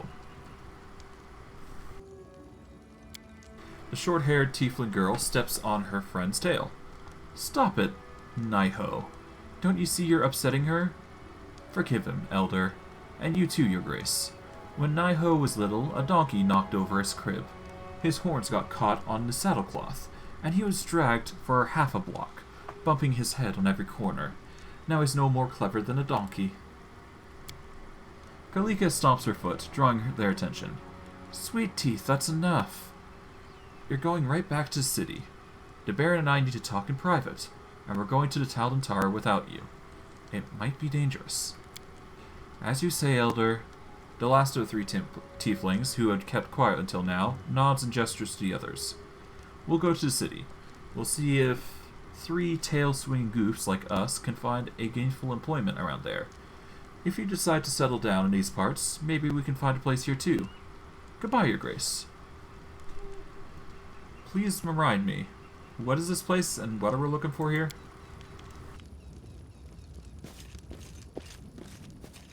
Yeah. It's an ancient Taldan settlement, long ago ravaged by the elements. They used to mine ore in these rocks. Little is known about what happened here, but according to rumors, a terrible flood devastated the town. Many citizens perished, the others fled. Only the tower remains standing on the cliff. The flood wasn't able to reach it. The tower may still hold substantial riches, and among them, the Disc of the Eclipse, a relic from Quadrian Temple of Nethys. That's what I'm looking for. Alright, what's our plan? There must be a cliff somewhere ahead, where we'll find the remains of the tower. We'll need to climb it and search the ruins, and be ready for trouble. One can never be too careful. Well, are you ready? I'm ready, let's go. Kaliki nods gratefully. Thank you. I'm glad I don't have to walk this road alone. Alright. Now, for those who don't know, well, once we actually get to it, I'll explain, but once we get into... I'll explain it once we get to it. So, much like one of our companions... So yeah, much like one of our companions, Kaliki is a kineticist, but she's a water kineticist, specifically. She has the abilities to focus into water blades and whatnot, if she wishes to. But it is one choice you can make, or you can go with another method. But she is a water kineticist through and through, so just be aware of that. Okay. We're going to want empowered here, so turn that on. That will give her Water Blast a 1, so we're going to want Charge of Low to increase her damage. And we're going to want Scorching Ray on the side. Oh, and Kinetic Healer as well. That'll be nice. Okay. With that, though, she has AC, so she doesn't need to worry too much.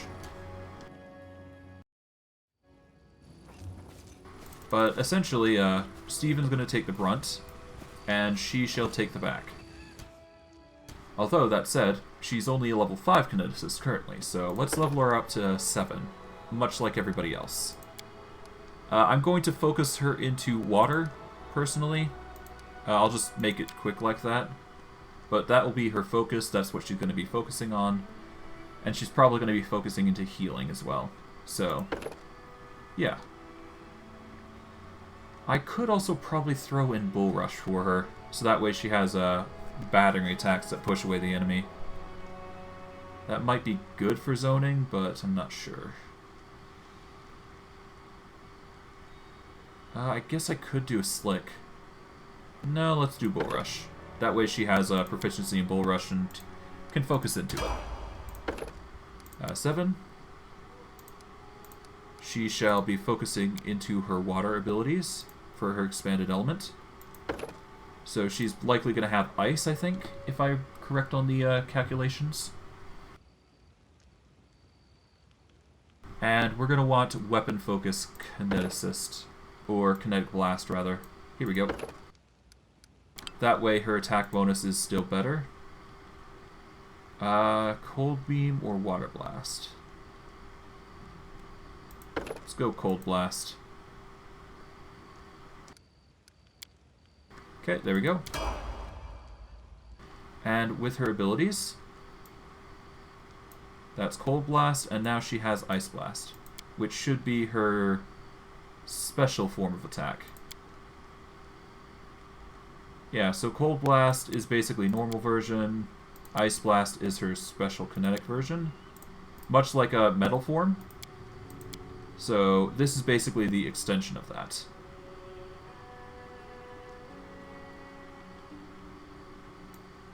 But now she has a Cold Blast Kinetic Blade and Bull Rush effects, which she's probably going to take advantage of soon, but not right now. But I digress. In due time. Kineticist stuff.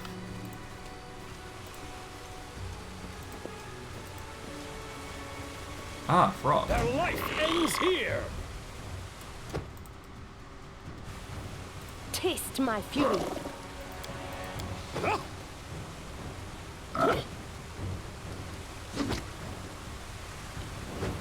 Okay, she's gathering power. Oh, the frog is going for her. Give it some distance. This is going to hurt. Give some bark skin to give us some AC, because we're gonna need it.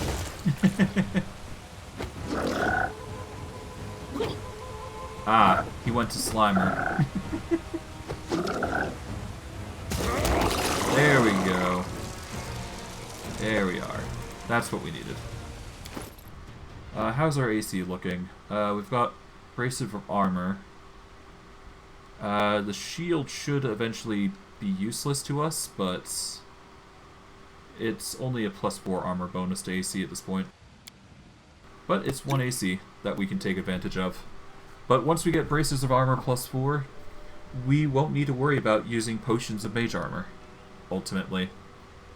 We will need to worry about potions of, or we're going to need wands and scrolls of shield, but other than that, it's no big deal. Alright. You should have run! Alright, let's go. Cool it.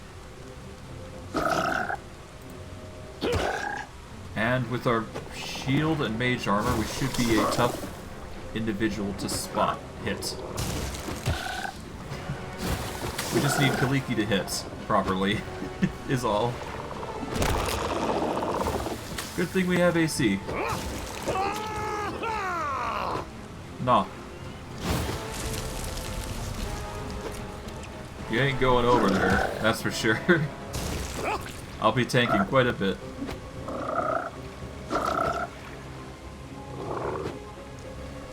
I'm gonna need more AC though. That's for sure.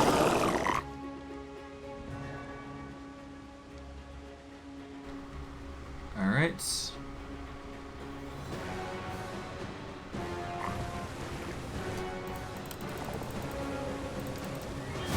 Come on. Alright, I guess guess the slurks are going. Nope.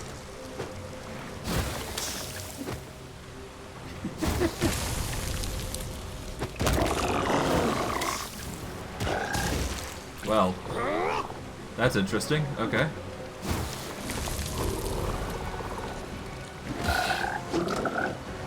Ow. Okay. Steven's getting hit, but it's fine. He's got a high AC, he'll be fine.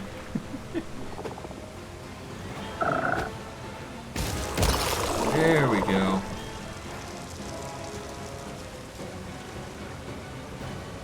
Alright.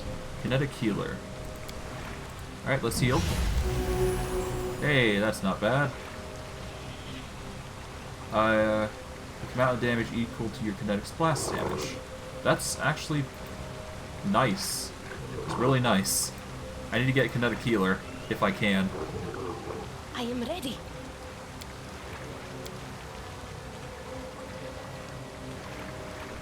What was it? How did I... Don't tell me you forgot how to use it. Don't tell me you forgot how to use it.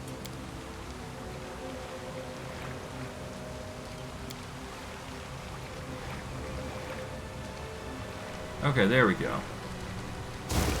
It's annoying that you have to do that, but it's the only way you can actually cast on the ground. It's not like I have an option here. But then again, by doing it this way, you have a chance to free these elementals by doing it this way. So, to give you a rough idea on the mechanics of it, all you have to do is you have to hold control once you click the icon. And once you got the symbol looking like this, you can cleanse the ground of water, like so. It's not something you can do everywhere, though. That's the thing. The elementals billow and shiver anxiously. They seem distrustful of their newfound freedom. Twisted masses of water resembling arms extend forward, as if pointing to something ahead. Then one of the elementals utters a word in an unfamiliar language, as it reaches out to Kaliki. They seem to be saying, danger ahead, and they're ready to help us if we need help. The word he said is some kind of name or call. As if knowing their message had been understood, the elementals rush away to their long-desired freedom.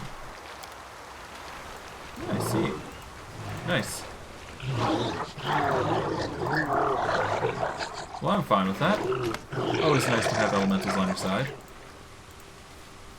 For better or worse, anyways. Anything around here? Not really. But there is the wall, and there appears to be loot up here, so let's go quickly grab that. Edible moss, it's alright. I'll grab it regardless. Yep. Edible moss, nice. Okay, from here, I just need to climb up, and I should be good. Alright, hop up. Kaliki throwbacks her head and looks upwards. Up there, there's a tower on the cliff, but it will be difficult to climb such a steep slope. Kaliki gives you a pensive and sad smile. My sister and I used to climb cliffs together. She was so angry when I was faster, but she always helped me when she got ahead. Well, never leave home without it. Use the rope. Kaliki climbs the cliff with the dexterity of a lizard, but you go for stride with her, easily keeping up. Soon the top of the cliff lays before you. And of course I lost the rope, but hey, it helps. What a beautiful place, and cozy. The cliffs seem to embrace this place. Yeah. And a waterfall. Now I see why the Talons decided to settle here. I'd live here too. That makes sense. Alright, what's over here? Secret entrance. Now, I've been to this secret entrance before, and there's a reason why I'm saving right now. Because, well... I'm off. Not only is there that guy there, but you're going to see real quickly why it's so dangerous here. In fact, I might actually have to pre-buff here a little bit. So, I've already got major armor on. I've got some cures, so I'll quickly use those. I could use her healing ability for quite a bit, but no. We're not going to do that. Instead, a potion of Reduced person is going to be used. We are going to use what else? We've already got the Ring of Protection +2, so Shield of Faith is not going to help us here. Do we have any? We have Charisma item of +4, so we don't need that. We've already got +2 to physicals, so we're good on that front. Find Traps, nope. Magic Missile, nope. Vanish, nope. I think that's as much as we're going to get for AC-wise, except for Shield. So we should do that real quick. There we go. Now we go in.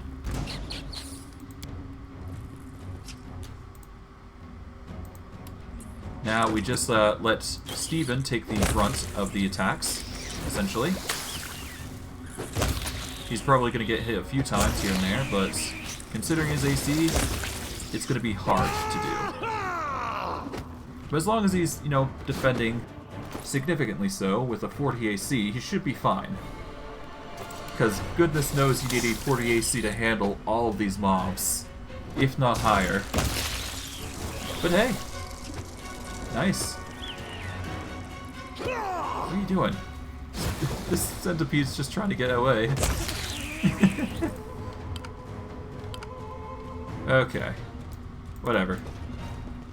I am never wrong. A vein ore. The Talons hadn't finished mining when the settlement perished. Huh. Not bad. Alright, what else is here?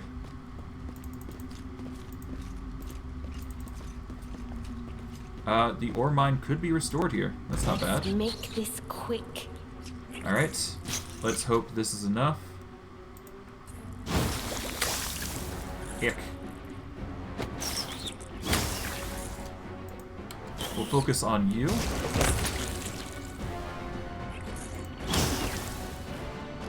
Okay. Hopefully this is enough.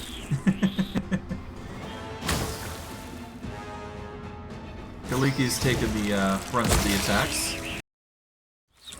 Alright, this will make it faster. Steven's taking the... We'll have her focus on the Tormented Centipede, because that's the damage. We'll have Steven focus on the spitting one. Don't hold back! And keep focusing on the spitting ones, that is. And now we just need the Tremendous Centipede to be focused on, which is going to be the biggest issue here. But easy as can be. Oh, well.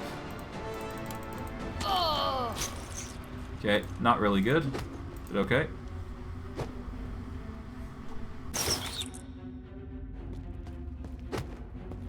This will hurt! There we go.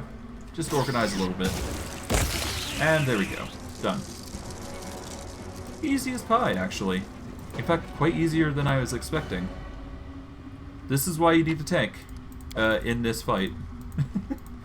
I've had trouble with this place before, and that's strictly because I didn't have a tank. I was usually a caster. So having somebody like Steven just be a tank is just nice. At least for buff purposes. That was bracers... unidentified bracers. Oh. We don't know the type of quality. They're bracers of armor, obviously. Yeah, they're just bracers of armor 3. I think so, anyways.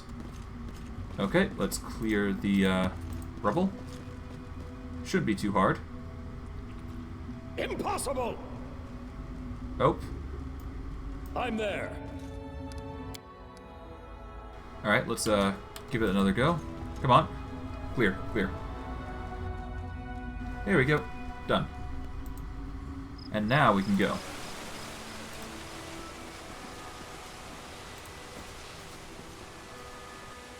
Okay, a gargoyle's there, so we should be ready for that. We are gonna pump, gonna get some shield on, I think. There we go. And now we engage. Heck yeah.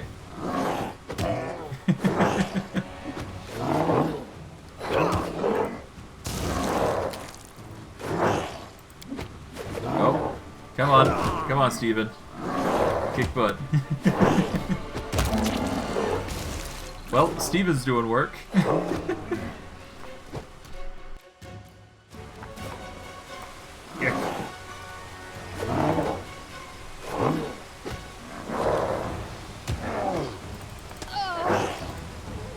Come on, stop it. There we go. Yeah, it seems they like to target kineticists for some reason.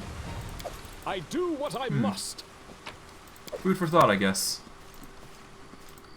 Well, whatever, as long as it's dealt with.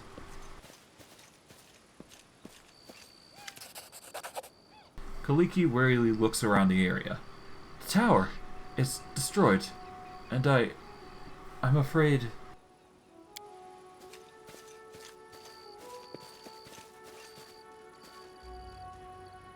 Well then.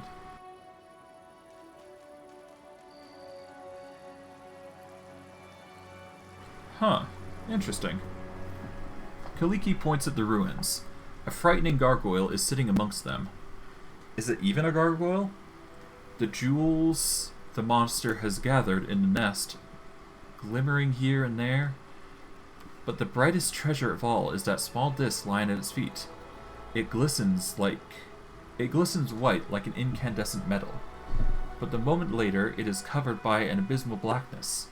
Then, it flashes white again. The disc of the eclipse! That must be it. But how do we... The girl freezes, mid-sentence, her eyes wide open. And then... You look in the eyes of a tiefling girl as she emerges from the portal, and she raises her brow expressively. Stephen Armstrong, it's such a wonderful day. And what of you? It's nice to see you again, Kenara. You detect a glimmer of fear in the girl's eyes, but she quickly shakes it off and snaps her tail angrily.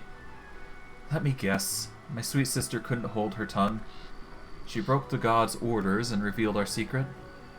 To tell you the truth, I was sure all this would come out sooner or later. But it's nice to know I wasn't a fool to let it slip. Or I wasn't a fool to let it slip. Kenara keeps silent for a few moments, contemplating her new situation. But then she smiles coyly. Tell me, Stephen Armstrong, didn't we say goodbye in a luxurious banquet hall in Restoff the day before you received your baronry? And now we're sitting all alone at the top of a cliff in some backwater, surrounded by slimy flesh-eating toads.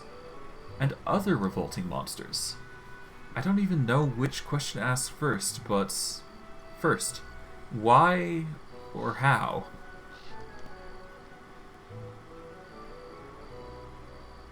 I guess I'm a baron of many talents. Kenara rolls her eyes ostentatiously. I thought palace balls and parades were the proper entertainment for nobility, but rock climbing isn't too bad either. Your sister asked me to find an artifact. An artifact? It doesn't happen to be the Disc of the Eclipse, does it? Of course, it was I who first told you about it. But I imagined us sitting by a cozy fire in your castle while your servants went off to collect it. But oh well, an adventure it is then. But it seems our treasure has been stolen by the ugly gargoyle. So what are we supposed to do now? We freed the water elementals who seem friendly. They'll help us defeat the gargoyle. So we let them fight instead of us, right? So we can stand back and watch. Kenara smiles coyly. Right. Let them work for their freedom. Even if they die, we'll easily be able to finish off the weakened gargoyle. I like your way of thinking. Very well. Call forth your water friends.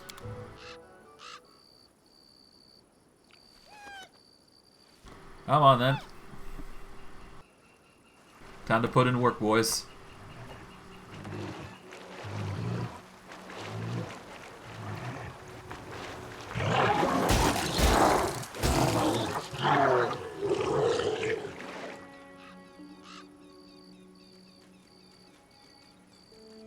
Well, I had to conceal my tiefling nature. It was so hard to hide my tail. Yeah, especially on romantic encounters. Encounters that might be continued. Sure.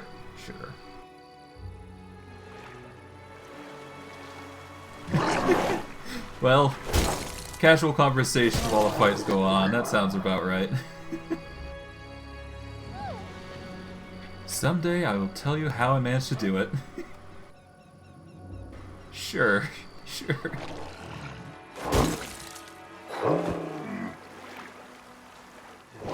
Well, rip the elementals, but bugger it.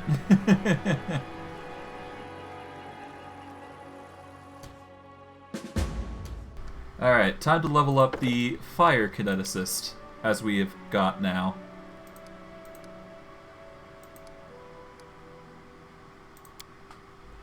Alright, we're gonna want her with,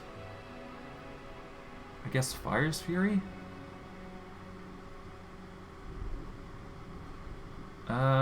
Well, that's if I'm using, Overflow, which I tend not to do, because I usually am preservative when it comes to the Overflow. But that's just personal decisions, more than anything. I'll get Overflow, why not?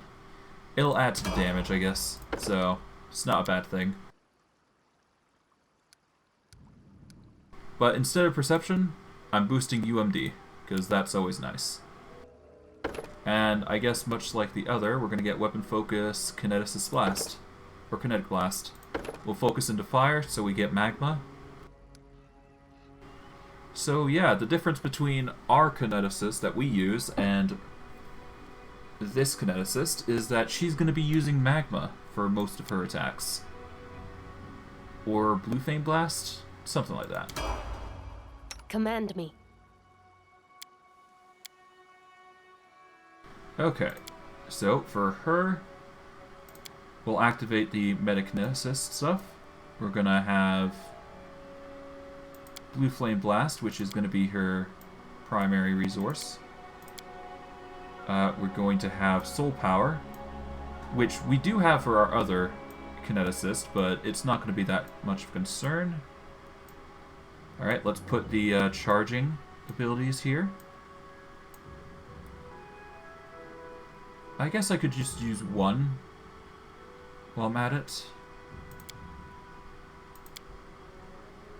Yeah, if she uses all her burn here, then it's not going to be that much a deal. Or big deal, rather. And we have Burning Infusion, so that's nice. Take away that. There we go. I'll take care of it. I'm going to pump up a shield. Never mind. It seems I'm not.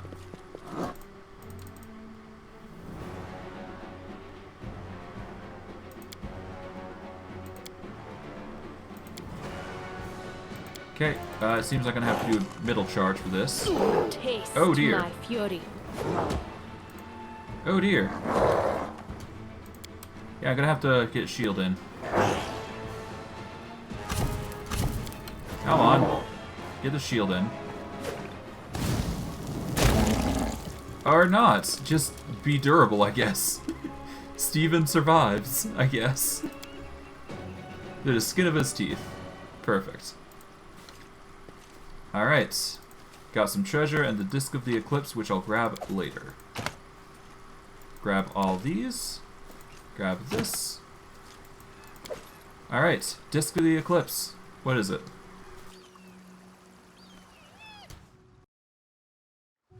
There we go. Let's see what we have here. Kinnera Tail dances just above the ground, giving way to the Tiefling's excitement. She is obviously anxious to grab the Disc of the Eclipse, but waits for you to nod. Fine, take the disc.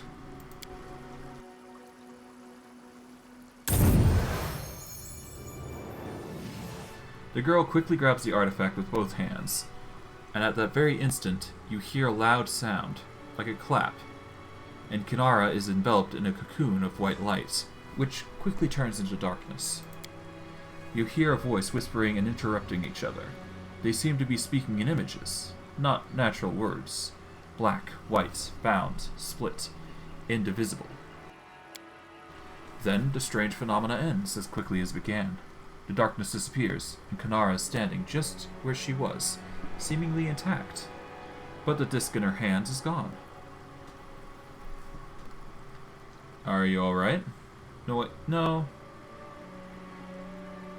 Here we are. We just discovered the artifact, and then it's lost already. Or then lost it already. What? Kanara seems to barely hear you. She shakes her head a few times, and as if she's emerging from a dream. Amazing. I didn't expect this. Listen, the artifact didn't disappear. I can feel it. Like it's a part of me now. And I think I know how to use it. Kaliki looks at you in complete astonishment. Stephen Armstrong? What just happened? I was sleeping in the demi-plane, but this time I wasn't pulled out of it like usual. It's like I heard a voice. Kanara's voice. Kanara and I recovered the disc of the eclipse, and it affected her in a strange way. So what I felt and heard was the influence of the disc.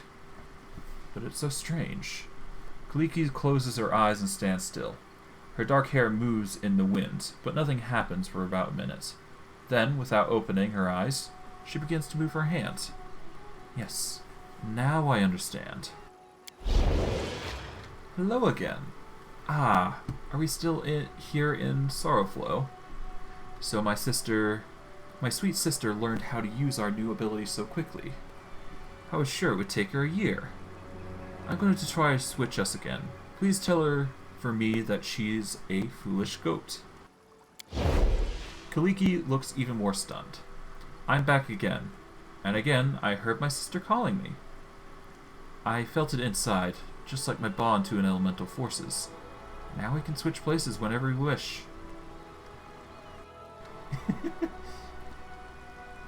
Your sister asked me to tell you to give you a nice big hug to this wonderful Baron who helped... No. Your sister asked me to tell you that you're a foolish goat. Kaliki laughs. Just a goat. I remember when she used to call me a vicious little crocodile. Or a slobbering candle thorn. So... you can now switch whenever you want to. Yes. Oh, there's so many thoughts in my head. It's a miracle that we found such a rare artifact that could help us. Or perhaps Nethys planned so long? And what should we do with this new gift? Now my sister and I must decide how to divide the time we share.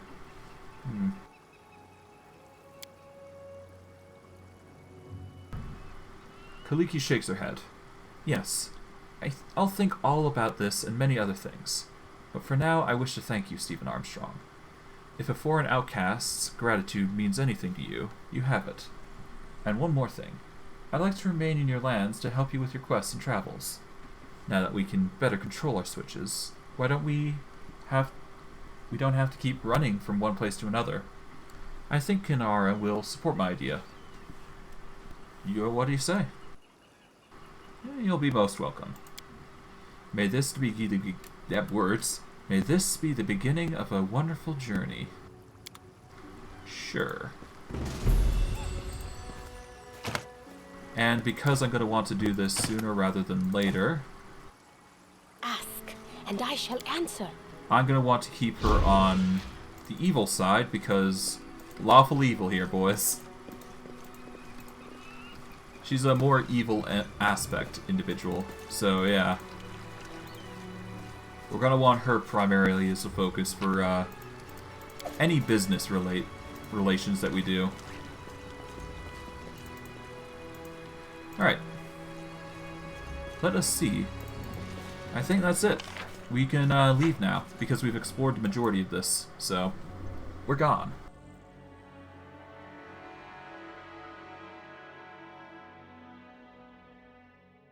And now we just have one more thing to do.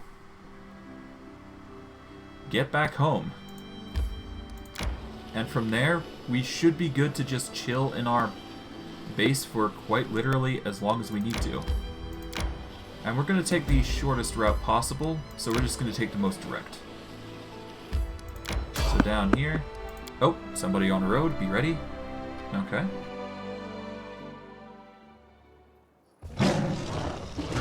Ah. That's not good. Goblins and wyverns. Not good. Alright.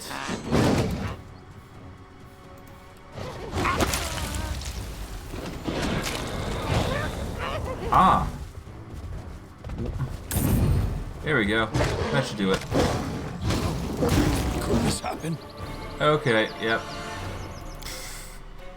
This is what happens when you don't have a full party. You just kinda suck. Suck to suck. Let's just go. Let's not engage. Let's just dip. No need to fight something we don't need to engage in. Just leave.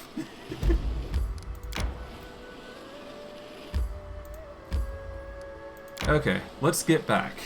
And I think that's the majority of what we need to do. Just covered. Projects, what we're looking at. Restoration of the Talon Mine. I mean, it's something. Do we need to rank up anybody? We can support the Regent's efforts. So that's an option.